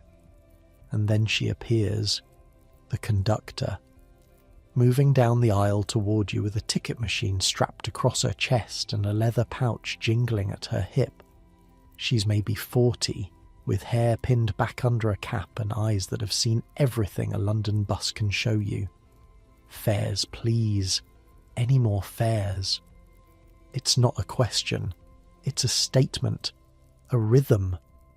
She's been saying those words so many times a day for so many years that they've become automatic, like breathing. You fish in your pocket for coins, 2pence to get you home. She takes the money without looking, her fingers sorting it by feel alone, and cranks the handle on her ticket machine. There's a mechanical chunk-chunk sound, and a little paper ticket spits out. She tears it off, hands it to you, and she's already moving to the next passenger before you've got it in your pocket. This is the bus conductor. The clippy, they called them during the war when women took over the job from men who'd gone to fight. The name stuck even after the men came back, even after women and men worked side by side on the buses for decades. Clippies, because of the sound the ticket machine made. Clip, clip, clip. Here's what this job really looked like. Here's what it felt like on the other side of that ticket machine. You're George now, George Owen Holloway. It's 1958, and you've been conducting on the Brighton buses for 12 years. They call you Titch at the depot because you're not exactly tall, but what you lack in height you make up for in knowing every route, every stop, every regular passenger who climbs aboard your bus. The morning shift starts at 5:30. You're at Whitehawk Garage before dawn, signing in, checking the duty board, finding out which bus you're on today. Number 47. Good bus. Engine runs smooth. Brakes work properly. Some of the older ones you've got to pump the bell 3 times before the driver hears it. Not the 47. Your driver today is Maurice. Been working with him for 6 years now. You don't need to talk much anymore. You've got a language of bells and hand signals that says everything. 1 ring means stop at the next one. 2 rings means move on. A rapid 3 rings means emergency. Something's wrong. Stop right now. The first passengers board at the depot. Early workers heading into town. Cleaners mostly. Hospital staff. People whose days start before the sun comes up. You know most of them by sight.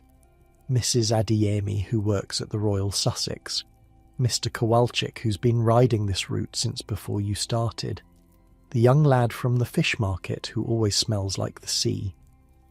Morning, Titch? Morning, love.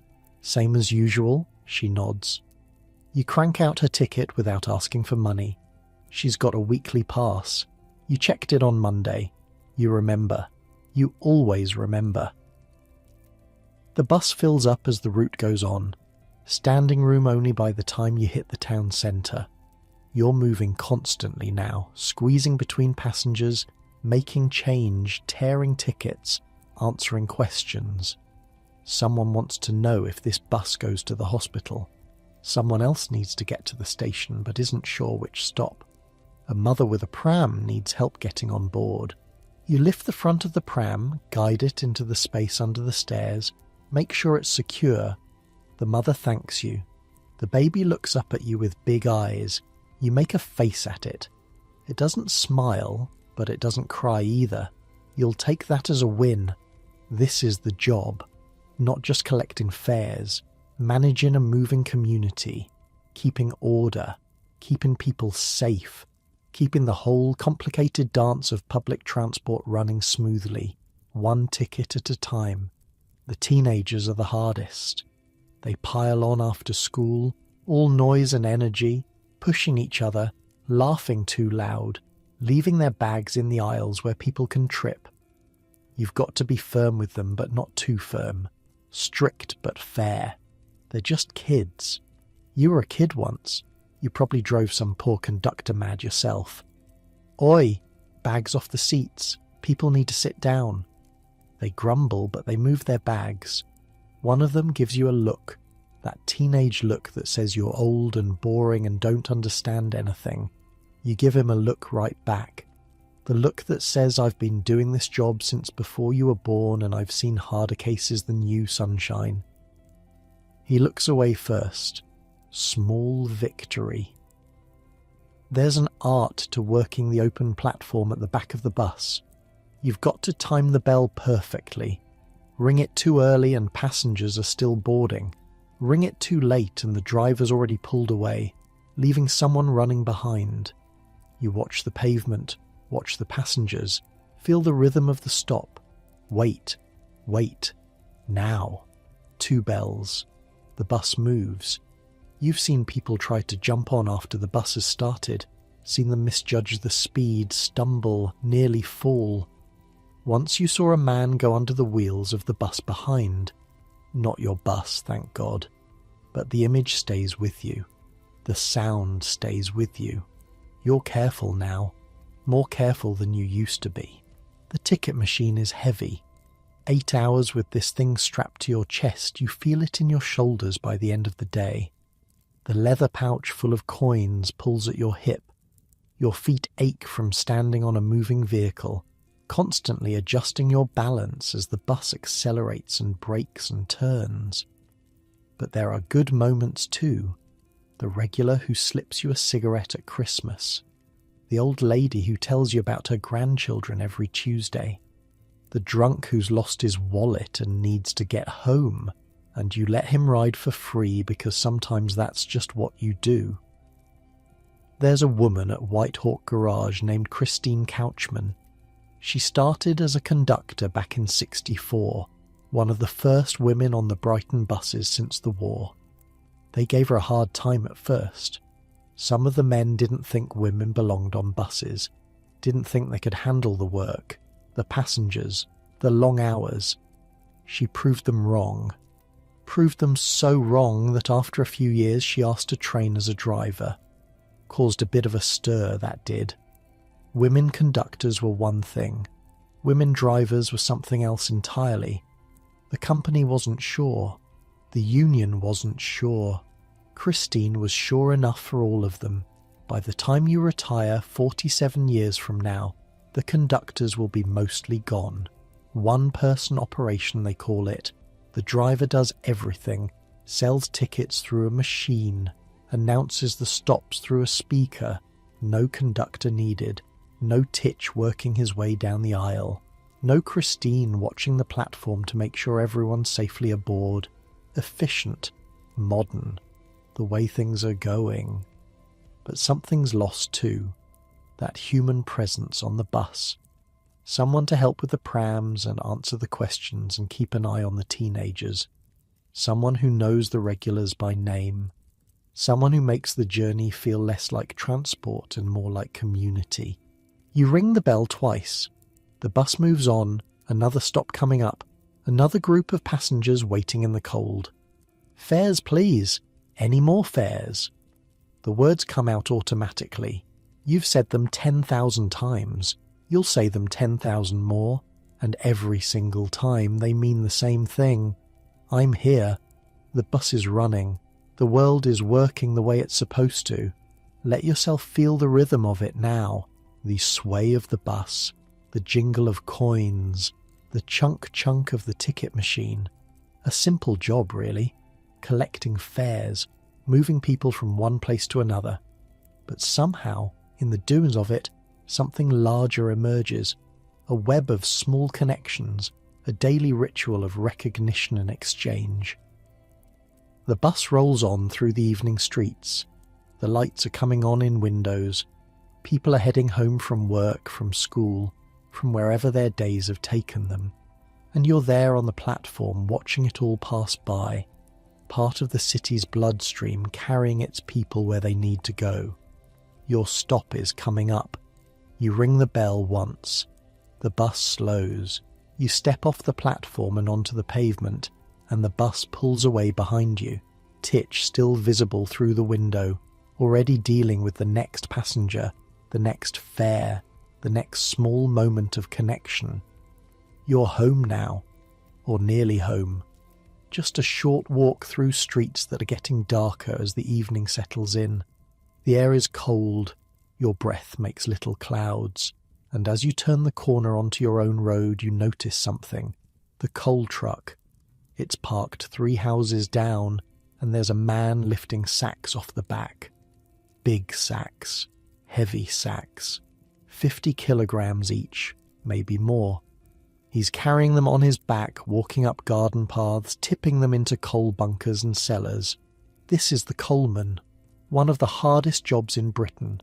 And if you've got a fireplace in your house, if you've got a boiler that runs on coal, then this man is the reason you're going to be warm tonight. Time to feel that weight yourself. Time to understand what that sack on your shoulders really means. You're Desmond now. It's 1959, and you've been doing this job since you were 14 years old. Started as a helper, riding on the back of the truck, learning which houses got deliveries and which didn't. Now you're doing the carrying yourself. 3 years in and your shoulders are twice as broad as they used to be. The sack settles across your upper back. 50 kilograms of coal pressing down on you. Your spine compresses. Your legs take the strain. You've learned how to walk with this weight, how to balance it so it doesn't throw you forward, how to breathe through the burning in your muscles. 20 steps to the coal bunker. That's all. 20 steps. But by the end of the day, after 50 or 60 or 70 deliveries, those 20 steps feel like 20 miles. The coal dust gets everywhere, in your hair, up your nose, ground into the lines of your palms until it looks like you're wearing black gloves. You cough it up at night. Black phlegm, black snot. The old-timers say your lungs turn black after a few years. You don't know if that's true. You try not to think about it. There's a horse on this round. Nancy, her name is. She pulls the coal cart through the narrower streets where the truck can't go. She's old now, 17 or 18, but she knows the route better than you do.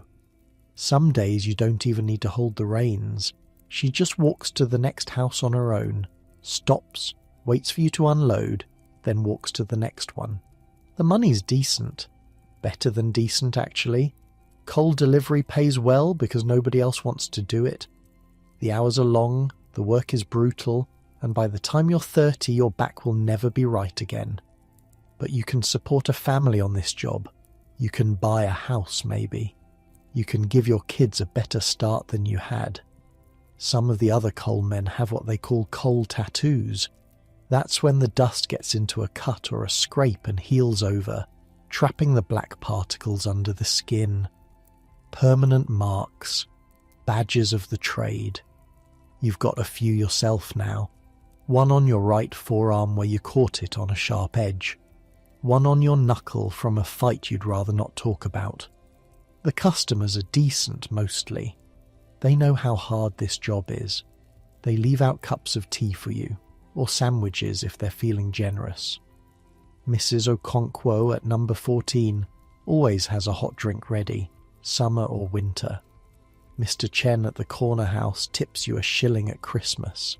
Small kindnesses that make the wait a little easier to bear. But the work is getting less. You can feel it changing. More houses converting to gas heating. Electric fires becoming popular. The Clean Air Act came through a few years ago, trying to cut down on the smog that chokes the cities. Coal is on the way out. Everyone knows it. Nobody wants to say it. Your dad did this job. His dad before him.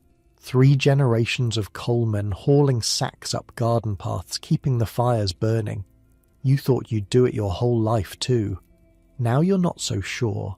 The truck is getting older and the company keeps talking about reducing routes.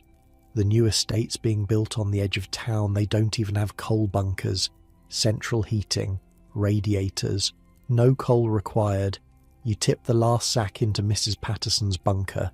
She's watching from the kitchen window, gives you a wave. You wave back, brush the worst of the dust off your shoulders, and head back to the truck. Nancy is waiting patiently, her breath steaming in the cold air. You give her nose a scratch. Good girl. One more street and then you're done for the day. One more street of 20-step walks with 50 kilograms on your back, and then home. A hot bath if you're lucky. Food, sleep, and tomorrow, the whole thing again. The evening's properly dark now. Street lamps casting pools of orange light. Smoke rising from chimneys. That coal smoke that smells like warmth and winter and home. You're tired. Bone tired. The kind of tired that settles into your muscles and doesn't leave until you've slept for 10 hours straight. But there's satisfaction in it too. Real, physical satisfaction. You've done something today. Moved something heavy from one place to another. Kept people warm. Made yourself useful in the most basic, undeniable way possible. Not everyone can say that about their work. Not everyone goes home tired in their body instead of just tired in their head. There's something honest about this job for all its brutality. Something pure. The truck rumbles through the darkening streets. Nancy walks alongside, her hooves clip-clopping on the tarmac. Somewhere in the houses you're passing, families are sitting down to dinner. Coal fires are burning. The warmth you delivered is spreading through living rooms and kitchens. That's you. That's what you did. For all the aching shoulders and black lungs and early mornings, that's what you gave to the world today. Let that image settle now. The coalman heading home in the dark. The horse plodding steadily beside the truck. The smoke rising from 100 chimneys, 100 fires, 100 homes made warm by hands that will never quite be clean again. Your own bed is calling to you now. Your own warmth, your own comfort, your own quiet evening. The buses are still running out there somewhere. The coal trucks are finishing their rounds. The tea ladies have gone home. The telephone operators have signed off. The whole vast machine of British working life is winding down for the night. But there's one more figure moving through the darkness. One more job we haven't talked about yet. Someone with soot on their face and a brush over their shoulder, walking home from a day of climbing into places most people never see. The chimney sweep. And tomorrow, if you're lucky, he might just bring you some unexpected good fortune. The night passes. It always does. The coalman reaches home, scrubs the worst of the black from his hands, falls into bed with muscles aching. The city sleeps.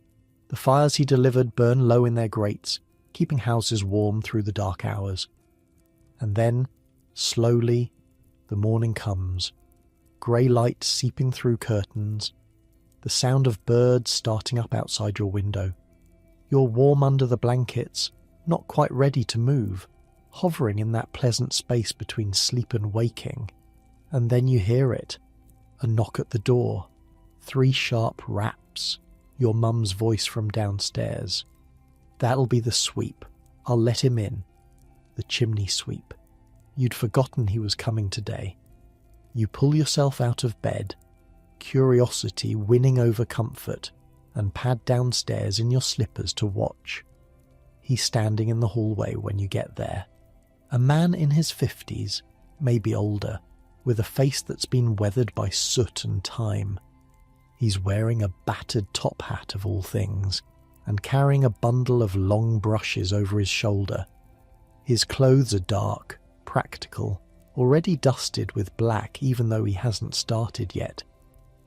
"Morning," he says, touching the brim of his hat. "Which fireplace first?" Your mum points him toward the front room. He nods, sets down his equipment, and starts laying out dust sheets with practiced efficiency. He's done this 1,000 times. You can tell by the way he moves. No wasted motion, no hesitation. You watch from the doorway as he feeds the first brush up into the chimney. The handle extends as he adds more sections, pushing the bristles higher and higher into the darkness above the fireplace. Soot starts falling almost immediately, a black rain pattering onto the dust sheets. "Stand back a bit, love," he says without looking at you. "Gets everywhere if you're not careful." You step back. He keeps pushing the brush up, twisting it as he goes, scraping the walls of the chimney clean. More soot falls. The room smells like winter and smoke and something older, something that reminds you of your grandmother's house. This is the chimney sweep, one of the oldest jobs in Britain. Different now than it used to be, thank God. No more climbing boys, those poor children who were sent up into the flues because they were small enough to fit. That was banned 100 years ago. Now it's brushes and vacuum equipment and men who know what they're doing. Let me put you in his boots for a while, show you what the day looks like from behind that layer of soot. You're Arthur now. It's 1962, and you've been sweeping chimneys for 31 years. Started as an apprentice when you were 16, learning from old Mr. Pemberton, who'd been in the trade since before the First War. He taught you everything. How to read a chimney by the sound your brush makes. How to feel when you've hit a blockage. How to talk to customers so they trust you, so they call you back next year. The top hat is tradition, goes back centuries. Nobody remembers exactly why Sweep started wearing them, but they did, and now it's part of the uniform, part of the image. People expect to see a sweep in a top hat. Makes them smile. Your hands are black. They're always black, no matter how much you wash them. The soot gets into the creases of your palms, under your fingernails, into the fine lines of your skin. You've given up trying to get them truly clean. You just scrub off the worst of it and live with the rest. There's a superstition about chimney sweeps, has been for as long as anyone can remember. People think you're lucky, think that seeing a sweep brings good fortune, and the luckiest thing of all, they say, is to be kissed by a sweep on your wedding day. You've been hired for weddings, actual weddings. Brides pay you to show up outside the church, shake the groom's hand, kiss the bride on the cheek, wave at the guests. £100 sometimes just for that, just for being there, in your top hat and your sooty clothes, blessing the marriage with whatever strange luck people think you carry. The tradition goes back to King George, they say. The second or the third, depending on who's telling the story. A runaway horse, a coach in danger, a chimney sweep who jumped in and saved the day. The king declared that sweeps were lucky from that day forward, and the belief stuck.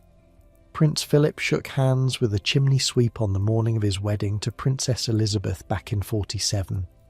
The newspapers made a big thing of it. Good luck for the royal marriage, old traditions being honoured. You've got the clippings somewhere in a drawer at home. The soot you collect gets sold. Farmers use it as fertiliser. Something about the nitrogen content. You don't understand the science, but you understand the money. Every sack of soot is a few extra shillings in your pocket, but the trade is dying. You can feel it happening. The Clean Air Act came through in 56, another one in 68. Coal fires are being phased out. Gas heating, electric heating, central heating with radiators, all of them cleaner than coal, all of them requiring no chimney to be swept. Your son won't do this job. He's training to be an electrician, work that isn't going away. You don't argue with him. He's right. In 20 years there won't be enough coal fires left to keep a sweep busy. But for now, you've got work. For now, people still call. And every so often, a bride wants you at her wedding, wants that kiss on the cheek, wants whatever magic people think you carry in your soot-stained hands. You tip your top hat and head out into the grey morning. The streets are quiet. Most people are still having their breakfasts. Let that image settle. The sweep walking through the morning streets, top hat on his head, brushes over his shoulder. A figure from another time, really. Something Victorian that somehow survived into the modern era. Your bed is warm around you. The chimney sweep has come and gone, left your flue clean, and your house safe for another year. Now. There's somewhere else I need to take you. Somewhere you probably went 100 times growing up without thinking much about the person who kept it running. The public toilets. I know, not glamorous. But stay with me here, because the women who guarded these places were something else entirely. You're walking through town, 1965. You've been shopping for an hour and nature is calling. You spot the sign for the public conveniences, head down the steps into that underground world of white tiles and disinfectant smell. And there she is, sitting in a little booth by the entrance, the toilet lady. She's maybe 60, maybe older. Hard to tell. She's got a face that says she's seen everything and judged most of it. Her domain is immaculate. The tiles gleam, the mirrors shine. There's not a paper towel out of place. Penny, please. That's the price. 1 penny to use the facilities. That's where the phrase comes from, by the way. Spending a penny. It meant going to the toilet, because it cost a penny to get in. You hand over your coin. She nods you through. But she's watching. Make no mistake, she's always watching. Let me show you her side of things now. You're Doris. Doris Blackwood. It's 1958, and you've been the attendant at the Market Street Conveniences for 11 years. This is your kingdom. These tiles, these cubicles, this little underground empire of porcelain and brass. The council pays you. Not much, but steady. And you supplement it with the extras. The basket of toiletries you sell from your booth. Emergency sanitary supplies. Hairpins. Aspirin for the ladies with headaches. Hand towels for the ones who don't want to use the roller towel. You know things about this town. You know who's pregnant before their husbands do, based on how often they visit and how green they look when they leave. You know who's having affairs because they come in to fix their makeup and their hair is always mussed. You know which marriages are in trouble because the wives cry in the cubicles when they think nobody can hear. You hear everything in this job. The tiles echo. People forget. They have conversations they think are private. They sob. They argue. They confess things to friends that they'd never say above ground. And you never tell. That's the code. Same as the tea lady, same as the telephone operator. You know everything and you say nothing. The job is harder than it looks. You're on your feet for 8 hours, mopping, scrubbing, restocking, making sure the place smells clean, not just of disinfectant, but properly clean. Some ladies are particular. Some ladies will complain to the council if there's a single water spot on the mirror. And then there are the troublemakers. The young ones who think it's funny to make a mess. The drunks who wander in and won't leave. The occasional man who accidentally comes down the wrong stairs. You've got a sharp tongue and you're not afraid to use it. This is your territory. You defend it. By the time you retire, the toilet ladies will be disappearing.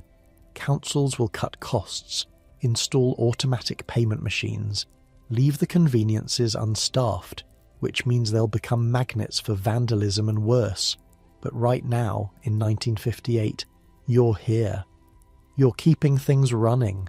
You're spending a penny on keeping the public facilities respectable, and the public is spending pennies right back. It's not glamorous. It's not what you dreamed of when you were a girl. But it's honest work. It's necessary work. And there's a pride in doing it well. The day moves on now. The morning errands are finished. You've visited the sweep and used the facilities, and now you're heading somewhere rather more elegant. The department store, the big one in the city centre, the one with the brass doors and the marble floors and the lift that takes you up to the different departments. You can see the lift doors ahead, polished brass gleaming in the store's electric light. And standing beside them, in a uniform so crisp it practically crackles, is the lift attendant, waiting to take you up. You step into the lift. It's smaller than you expected, wood-panelled, with a brass accordion gate that the attendant pulls closed behind you. She's young, maybe 19 or 20, wearing a pillbox hat and white gloves. Her uniform is bottle green with gold buttons. "Which floor, please?" "Third," you say. "Ladies' fashions." She nods, pulls a lever, and the lift begins to rise. There's no buttons here, no numbers to push. Just her, the lever, and years of practice judging exactly when to stop, so the lift floor lines up perfectly with the store floor. "Third floor," she announces as the lift slows. "Ladies' fashions, millinery and accessories." The gate opens. You step out onto carpet so thick your feet sink into it. Behind you, the lift doors close and the attendant is already taking the next customer up. This is Selfridges, or Harrods, or any of the grand department stores that defined British shopping. And the lift attendant is as much a part of the experience as the merchandise itself. You're Dorothy now. It's 1955 and you've been operating this lift for 3 years. You know every floor by heart. Ground floor, perfumery, handbags, stationery. First floor, menswear, shoes, sporting goods. Second floor, furniture, carpets, household appliances, all the way up to the 5th floor restaurant where ladies take tea. The job is precise. Early lifts weren't automatic. They didn't stop themselves. You had to feel it, develop an almost supernatural sense of exactly when to pull the lever, so the lift stopped exactly level with the floor. Too high and passengers would trip stepping out. Too low and they'd stumble stepping in. You've got it down now.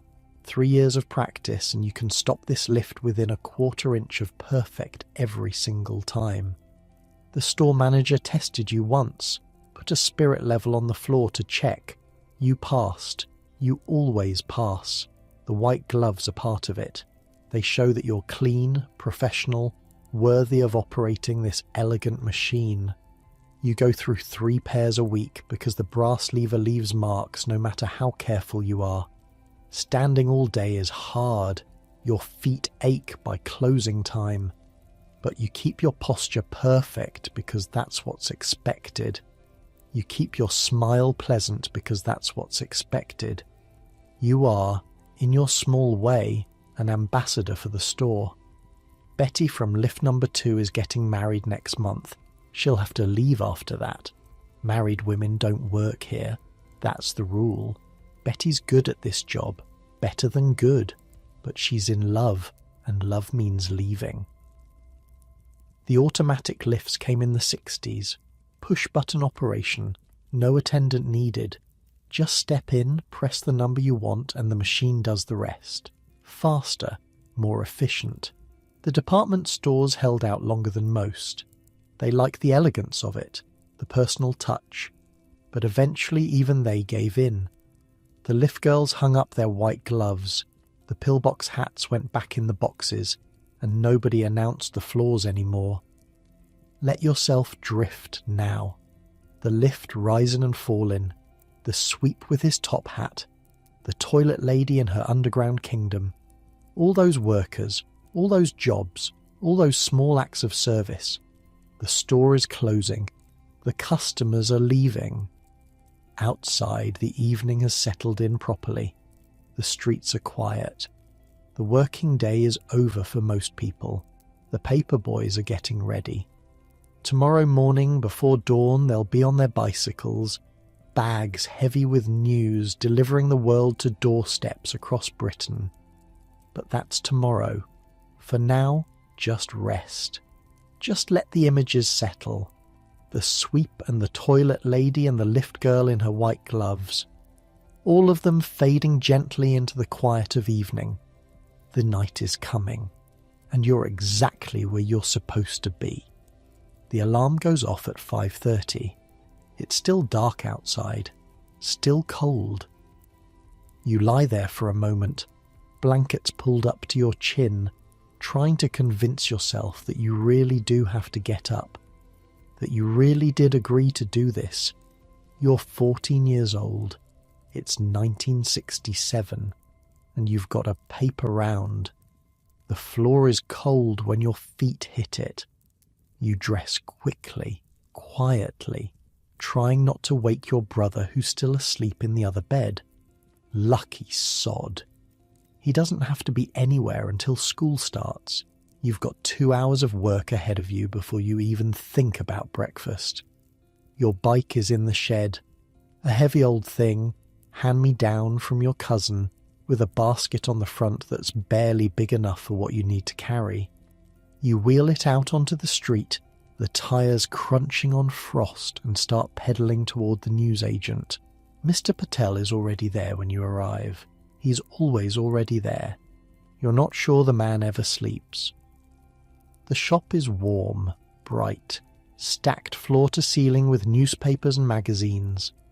The smell of fresh ink hits you as you walk in. That papery chemical smell that means morning. Running late, Mr. Patel says, not looking up from the stack he's sorting. You're not running late, you're exactly on time. But Mr. Patel says this every morning to every paper boy and girl who walks through his door. It's his way of saying hello. Your bag is waiting for you. Canvas, heavy duty, with a strap that goes across your chest. He's already filled it with the papers for your route. The Daily Mirror for the Hendersons, the Times for old Mr. Crawford, the Sun for half the street, folded and ready to be shoved through letterboxes. You hoist the bag onto your shoulder. It's heavy. Heavier on Sundays when the papers are thick with supplements and magazines. Today is Tuesday, though. Tuesday is light. Tuesday you can manage. Back on the bike. The streets are empty at this hour. Just you and the occasional milk float, passing each other like ships in the grey pre-dawn light. The milkman waves. You wave back. Fellow travellers in this strange early morning world that most people never see. Your route is memorised, has been since the second week. Left on Churchill Avenue, right on Maple Street, straight through to the estate at the end. 47 houses, 47 letterboxes, 47 chances to get it right or get it wrong. The Hendersons' letterbox is at knee height. You have to bend down to push the paper through, and if you're not careful it catches on the brush inside and tears. You've learned to fold it tighter, slide it through at an angle. No tears today. Small victory. Mr. Crawford's house has a gate that squeaks. You've tried oiling it yourself, bringing a little can from home, but it still squeaks. You move quickly, hoping the noise doesn't wake him, though part of you suspects he's already awake. Old people don't sleep much. That's what your nan says anyway. Number 23 has a dog. A yappy little thing that goes mental every time it hears the letterbox rattle. You can hear it now, barking its head off inside the house, probably waking everyone up. Nothing you can do about that. The paper still needs delivering. There's a rhythm to it after a while. Pedal, stop, dismount, walk, post, walk, mount, pedal. Over and over. The bag gets lighter with each delivery. Your shoulders stop aching quite so much. The sky starts to lighten from black to grey to something almost blue. You're earning £2.50 a week for this. Not much, but it's yours. Money you earned yourself. Your mum makes you put half of it in savings, but the other half is spending money. Records, sweets, whatever you want. There's a freedom in that.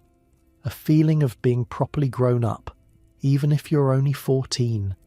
Some of the other kids at school have paper rounds too. You compare notes sometimes, whose route is longer, whose bag is heavier, who has the meanest dog. There's a boy called Kevin who claims he once got chased by a goose on his round. Nobody believes him, but he tells the story anyway. Christmas is the best time. That's when the tips come in. Customers leave envelopes for you, tucked into their letterboxes or handed over when they see you on the street. £1 here, 50p there. One year Mrs. Patterson gave you a fiver and you nearly fell off your bike. The worst time is winter. Proper winter, when the snow comes and the ice makes the roads dangerous and your fingers go numb inside your gloves. You've fallen off twice in 3 years, once on black ice that you didn't see until you were already skidding. Once because a car came round a corner too fast and you swerved into a hedge to avoid it. But you kept going. Both times. Got back on the bike, finished the round, delivered every paper. Because that's what you do. That's the job. Let me show you someone else's morning now. Another route, another bag, another set of streets to memorise. You're Sandra now. Sandra Chen. It's 1973, and you're one of the only paper girls in your town. The boys gave you grief about it at first. Said girls couldn't do paper rounds. Said you'd be too slow, too weak, too scared of the dark. You proved them wrong. Your route is the longest in the district. 52 houses, some of them up steep hills that make your legs burn. You finish faster than most of the boys, and you've never missed a day. Not one. Not even when you had the flu and your mum begged you to stay in bed. The papers are your responsibility. That's how you think about it. Those 52 families are counting on you. They want to read the news with their breakfast. They want to know what's happening in the world, and you're the one who makes that possible. There's something peaceful about these early mornings. The world is quiet. No cars, no crowds, no noise. Just you and your bike and the rustle of newspapers in your bag. Sometimes you sing to yourself as you ride. Little songs, nothing anyone would recognise, just melodies that match the rhythm of your pedalling. You know things about your route that nobody else knows. Which houses have dogs, which letterboxes stick, which gardens have motion sensor lights that'll blind you if you're not expecting them. You know that the Johnsons on Baker Street are getting divorced because Mrs. Johnson started ordering a separate paper 3 months ago. You know that old Mr. Williams passed away because his papers started piling up, and eventually someone called the police. That was hard. That day. Seeing the ambulance outside his house, knowing you'd been pushing papers through a dead man's letterbox for 3 days. Nobody blamed you. How could you have known? But you think about it sometimes. You look at the windows now as you deliver. Check for signs of life. Signs that someone's still there to read what you're bringing them. The job won't last forever. You know that too. Someday you'll be too old for paper rounds, or you'll get a proper job that pays real money, or the papers will find some other way to get delivered. But for now, this is yours. These streets, these mornings, this feeling of being useful before the world has even properly woken up. Your bag is empty now, the last paper delivered. You turn your bike toward home, pedaling through streets that are starting to fill with early commuters. The day is beginning for everyone else. For you, the work is already done. Let that rhythm settle into you now. The quiet streets, the heavy bag getting lighter, the simple satisfaction of a job completed before most people have opened their eyes. You're back in your own bed, your own time. No paper round waiting for you in the morning, no bag to carry, no route to memorize. Just the memory of what it felt like to be young and responsible and part of something larger than yourself. The morning is fading now. The paper boy has finished his round. The streets are filling up with ordinary traffic, and somewhere in a living room not far from here something important is happening. The television has stopped working. You know what this means. You've seen it before. The screen goes fuzzy, or the picture rolls, or the whole thing just refuses to turn on, and there's only one person who can fix it. The TV repairman is coming, and in a house where television is the main source of entertainment, he might just be the most important visitor of the week. Let me take you into that living room. Let me show you what it felt like when the telly broke, and you had to wait for someone to make it right. You're sitting on the sofa. It's 1971 and the television is displaying nothing but static. That hissing, crackling snow that means something's gone wrong inside the box. Your mum has already called the rental company. They're sending someone out. See, the television isn't yours. Not exactly. Most families don't own their televisions outright. They rent them from companies like Radio Rentals or DER or Rumbelows. A few shillings a week and you get a set in your living room. If it breaks, they send someone to fix it. That's the deal. The repairman arrives around 3. You hear the van pull up outside, see the logo on the side through the window. He comes to the door with a toolbox in one hand and a satchel of spare parts over his shoulder. Your mum lets him in and shows him to the patient. "Let's have a look then," he says, kneeling down in front of the set. His name is Brian.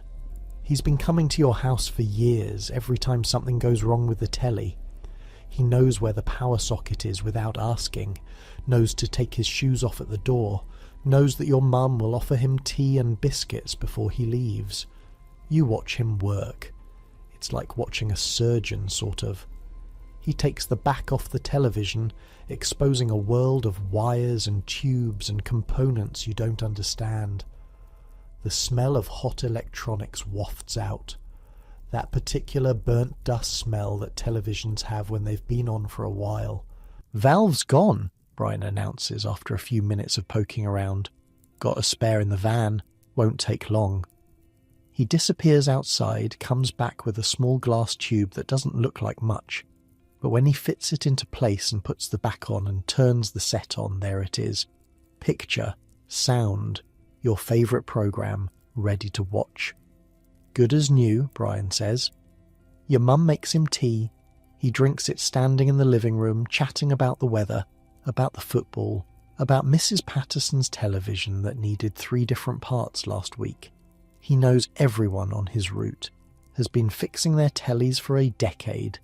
He's seen your family grow up, seen you go from toddler to teenager, all through the window of house calls for broken televisions. This is what television meant in the 60s and 70s. It wasn't a disposable thing you'd throw away if it stopped working. It was a piece of furniture almost, a presence in the home, and when it broke you didn't go to a shop and buy a new one. You called someone, you waited, you let a man with a toolbox into your living room and hoped he could work his magic. The repairmen were part engineer, part magician. Televisions back then were complicated, temperamental, full of vacuum tubes that could fail at any moment. The repairman had to know how all of it worked, had to be able to diagnose problems by sound, by smell, by the particular way the picture rolled or flickered, and they became familiar. That's the thing.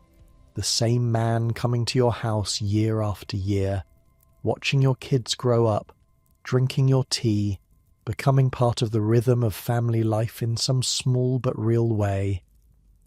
Brian finishes his tea, packs up his tools, heads back to the van. He's got 3 more calls this afternoon, 3 more living rooms to visit, 3 more televisions to heal. Tomorrow there'll be more. There's always more. The tellies are always breaking down, but this one's working now.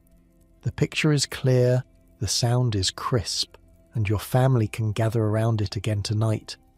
Watch the news. Watch a comedy. Watch whatever's on, really, because there's only 3 channels and you take what you can get. The van pulls away. The afternoon settles into evening.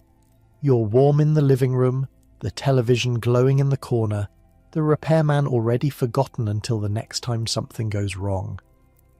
Let yourself drift now. The paperboy on his bike, the repairman with his toolbox, all those small figures moving through British life, keeping things running, keeping people informed and entertained and connected. Your eyes are heavy. The day has been long, full of workers and jobs and memories from another time. The images are blurring together now, softening at the edges, becoming something more like dreams than stories. One more section to go, one more journey through the Britain that used to be, and then rest, real rest, the kind that comes when all the stories have been told and there's nothing left to do but sleep. The night is deep around you, the house is quiet, and somewhere in the distance, barely audible, you can almost hear the sounds of a world that's gone now, the clink of milk bottles, the tap of a knocker-upper's pole, the call of the rag and bone man echoing down empty streets, all of it fading, all of it slipping away, like dreams, like memories, like the Britain your grandparents knew. Rest now, just for a moment. The final chapter is coming. The night is quiet now, deep and still. You're somewhere between waking and sleeping, that soft place where thoughts move slowly and the world feels far away. Let the last images come. Let them drift through like clouds passing overhead. No need to hold on to them. No need to remember everything. Just let them be. There's a bowling alley somewhere in your memory. 1956 maybe. The crash of pins echoing off the walls. The smell of floor wax and cigarette smoke. And up above, perched on a narrow ledge behind the pins, a boy is waiting. He's maybe 15, 16 at most. His job is simple and dangerous and a little bit mad. When the ball comes down the lane and scatters the pins, he jumps down, clears the fallen ones, sets up the rest, then scrambles back up to his ledge before the next ball comes hurtling toward him. Pin setter, that's what they called him. Human machinery. The boy who did what machines couldn't do yet. He earned a few pennies per game, came home with bruised shins and aching arms and stories about the time he almost didn't get out the way fast enough. The Brunswick automatic pin setter came along in the early 60s, did the job faster, cheaper, without complaint. The boys found other work, other ways to earn their pennies. The ledges above the lanes sat empty. Another small piece of human labour, replaced by gears and motors. Let that image fade now. Let another one take its place. A nightclub, smoky and dark and loud with jazz. 1958. The tables are full of men in suits and women in evening dresses, and moving between them, a tray balanced against her hip, is a girl selling cigarettes. She's young, 20 maybe, 21. Her uniform is tight and a little bit revealing, which is part of the job. The tray hangs from a strap around her neck. It's full of cigarette packs arranged by brand. Lucky Strikes, Woodbines, Senior Service. She knows them all. Knows which customers prefer which brand. Knows how to smile and make small talk and fend off the ones who get too friendly after too many drinks. Cigarette girl. That was the job. Walking through nightclubs and theatres and fancy hotels, selling smokes to people who wanted to feel glamorous. The tips were good if you were charming. The hours were late. The work was harder than it looked. By the 70s, the cigarette girls were mostly gone. Vending machines took over. Attitudes changed. The glamour faded. The trays got put away. The uniforms hung up. The job itself became a memory of a different kind of nightlife. Let that fade too. Let the smoke clear. Let the music grow soft and distant. There's a record shop now. A listening booth in the corner. Small, soundproofed, with a turntable and a pair of headphones. You step inside and close the door, and suddenly the world goes quiet. The assistant brings you a record, carefully removes it from its sleeve, sets it on the turntable with practiced hands, drops the needle, and then you're alone with the music, listening to something you might buy, deciding if it's worth your money. The listening booth assistant knew everything, every record in the shop, every artist, every album, every B-side that nobody else cared about. They could recommend things you'd never heard of, could tell you what was coming next, what was worth waiting for, what was overrated despite what the papers said. Cassette tapes killed the listening booths, harder to damage, easier to display. No need for an assistant to handle them so carefully. No need for the little soundproofed rooms where people fell in love with songs they'd never heard before. The music fades. The booth is empty. Another small ritual of discovery. Gone. And here's one more. The oldest one, maybe. The most romantic. A lamplighter. Walking through the streets at dusk with a long pole over his shoulder, stopping at each gas lamp, reaching up, turning the valve, touching the flame to the mantle, and then moving on to the next one, leaving a trail of golden light behind him. By the time your grandparents were born, the lamplighters were already fading. Electric lights were spreading across Britain. Brighter, cheaper, easier to maintain. No one needed a man with a pole anymore. No one needed those evening rounds, that ritual of bringing light to darkening streets. But for a while, for a century or more, the lamplighter was one of the most familiar figures in British life. The man who made the night safe, who pushed back the darkness, one lamp at a time. Who walked the same streets every evening, known by name, greeted by the people heading home from work or stepping out for the night. The electric lights don't need anyone. They turn on automatically, controlled by timers and sensors and systems that run themselves. The streets are brighter now than they ever were, but something is missing. That human figure moving through the dusk, that ritual of fire and light, that daily reminder that the darkness could be held at bay by something as simple as a man doing his job. Let the lamplighter walk on now. Let him fade into the evening. Let all of them fade.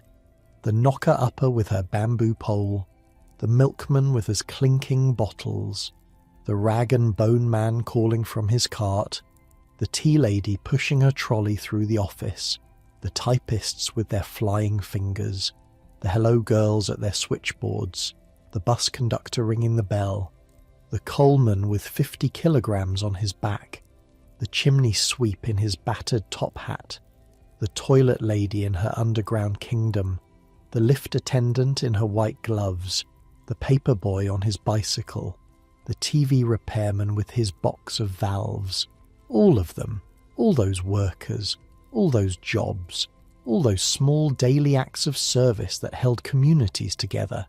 They're gone now, most of them. Replaced by machines and systems and ways of doing things that don't require a human face. Your milk comes from a supermarket. Your alarm comes from a phone. Your calls connect themselves. Your rubbish gets collected by trucks that barely slow down. It's more efficient this way, cheaper, faster. Nobody would go back, not really. Nobody wants to be woken at 2 a.m. by dried peas hitting their window. Nobody wants to wait 3 days for the TV repairman when they could just order a new television online. But something has been lost. You can feel it, can't you? Lying there in the dark, thinking about all those jobs that used to exist. Connection. That's what's been lost. Small daily connections between people who knew each other's names. The milkman who noticed when your bottles weren't collected. The tea lady who knew how you took yours. The bus conductor who remembered your face. The paper boy who checked the windows for signs of life.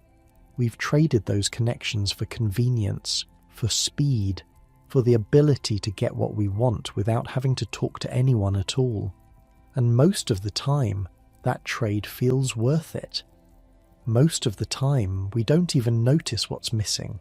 But sometimes, late at night, when the world is quiet and you're drifting towards sleep, sometimes you can almost hear them. The clink of milk bottles on a doorstep, the rattle of a tea trolley in a corridor, the call of the rag and bone man echoing down an empty street. Rag bone, any old iron, those sounds, those voices, that whole world of workers and jobs and small human kindnesses. It's still there, somewhere, preserved in memories, in photographs, in the stories grandparents tell their grandchildren about the way things used to be. Your grandparents might have known a knocker-upper, might have traded old clothes for goldfish, might have ridden on the back of a milk float on summer mornings, feeling like the luckiest kid in the world. Ask them sometime, if you can, if they're still here to ask. Because those stories won't last forever. Another generation or two and they'll be gone completely. Just words in history books, just strange jobs that sound completely made up. But they were real. All of them. Every job in this story, every worker, every small moment of connection. Real people doing real work in a real Britain that doesn't exist anymore. And now here you are, warm in your bed, safe in your house, the 21st century humming along outside your window, machines doing all the jobs that humans used to do. It's not better or worse, it's just different. The world changes, jobs disappear, new ones appear, people adapt, they always have, they always will. But tonight, just for a little while, you got to go back. You got to feel what it was like. The cold floorboards under your feet at 2 a.m, the weight of a coal sack on your shoulders, the satisfying chunk of a ticket machine, the hum of an electric milk float in the grey dawn light. That world, that Britain, those jobs that sound fake but were completely real. They existed, they mattered, they're worth remembering. And now it's time to let them go. Time to let sleep take you. Time to drift off into dreams of your own, leaving the knocker-uppers and milkmen and rag and bone men behind. Your bed is soft, your blankets are warm. The night is quiet and deep and safe. No one is going to tap on your window in the morning. No one needs to. You've got an alarm or you don't. Either way, you'll wake up when you wake up. The modern world will be waiting for you, with all its conveniences and all its losses. But for now, just rest, just breathe, just let yourself sink into the mattress and feel the weight of sleep pressing gently down. The stories are finished. The workers have gone home. The Britain of your grandparents is tucked away in memory where it belongs. And you're exactly where you're supposed to be. Here, now, drifting off, Sleep well, dream of gentler times, and maybe, if you're lucky, you'll hear them in your dreams. The clink of bottles, the call of the rag and bone man, the tap-tap-tap of a knocker-upper's pole on a window in the dark, all those sounds, all those lives, all those jobs that kept the world turning, one small kindness at a time. Gone now, but not forgotten, never forgotten. Let one more image come before sleep takes you completely. One more glimpse of that vanished world. There's an ice cream van parked on a summer street. 1963. The sun is warm on your face. Children are running from every direction, coins clutched in their sweaty hands. And somewhere inside that van, a man is playing chimes. Not recorded chimes, not the electronic jingles you hear today. Real chimes, handheld bells that he rings in a specific pattern. A melody that every child on the street recognizes. That sends them running before they even know they're moving. The chimes operator, that was his job, making music to announce the ice cream. Different vans had different tunes. Different operators developed their own signatures. You could tell which van was coming just by listening. The one with the bells, the one with a little music box, the one where the driver sang through a microphone connected to a speaker on the roof. The electronic chimes came in the 70s, pre-recorded, automatic, the same tune playing from every van, controlled by a switch on the dashboard. No need for an operator anymore, no need for the man with the bells. But the ice cream still tastes the same, or does it? Maybe it tasted better when someone was playing those chimes by hand. Maybe everything tastes better when there's a human being involved, putting their own touch on it, making it special. Hard to say, hard to know. The memory is soft now, blurring at the edges. The chimes are fading into the warm summer air. And here's another one, a cinema, 1955. The lights are dimming and the curtain is opening and the film is about to start, but you don't see what's happening behind the scenes. In a small room above the auditorium, someone is working, threading film through a projector, splicing reels together so the movie plays without interruption, rewinding the previous showing so it's ready for the next one. Film splicer, cinema rewinder, jobs that required steady hands and perfect attention. One mistake and the whole audience would see it. A jump in the picture, a moment of darkness, the illusion broken. Those projection room workers knew their craft, knew how to handle film without scratching it, knew how to repair tears, splice broken sections, keep the magic flowing. They worked against the clock between showings, racing to get everything ready before the next audience took their seats. Digital projection came eventually. No more film, no more splicing, no more skilled hands threading celluloid through complicated machinery. Just files on hard drives, just buttons to push. The cinema still exists, the movies still play. But that particular magic, the magic of film running through a projector, light shining through celluloid, images flickering to life through physical means, that magic is mostly gone now. Another small craft, another small expertise, another small piece of human skill made unnecessary by progress. Let the projection room fade to black. Let the film unspool into memory. Your breathing is slower now, deeper. Your body is heavy against the mattress. The pillow is soft under your head. All those workers, all those jobs, they're settling into the background now, becoming part of the silence, part of the dark. Think about what they had in common. All of them. The knocker-upper and the milkman and the tea lady and the rest. They showed up. That's what they did. They showed up day after day, and they did their jobs, and they knew the people they served. Not in a deep way, maybe, not as friends or family, but in that surface way that still matters. that still makes a difference. The milkman knew your name. The bus conductor knew your face. The tea lady knew how you took your tea. Small pieces of knowledge, small acts of recognition, small confirmations that you existed, that you mattered, that someone out there was paying attention. We don't get that much anymore. We order things online and they arrive without anyone knowing our name. We tap cards on machines and the transaction is complete without a word being spoken. We move through our days surrounded by systems and services, but rarely by people who know us. It's fine, it works. The modern world is comfortable in ways the old world never was. Your bed is softer than any bed your grandparents slept in. Your house is warmer, your food is safer, your life is easier in 1,000 small ways. But sometimes, late at night, you might miss something you never even had. A sense of being known, a sense of being part of a web of small connections that held communities together.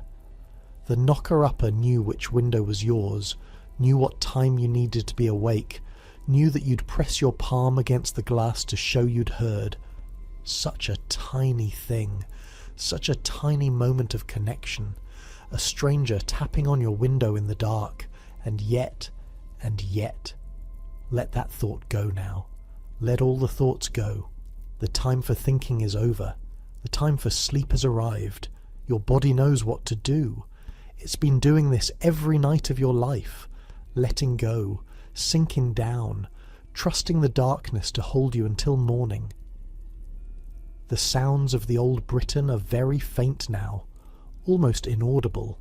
The clink of bottles, the call of the rag and bone man, the tap of the knocker-upper's pole, all of it fading, all of it slipping away. What comes next is rest.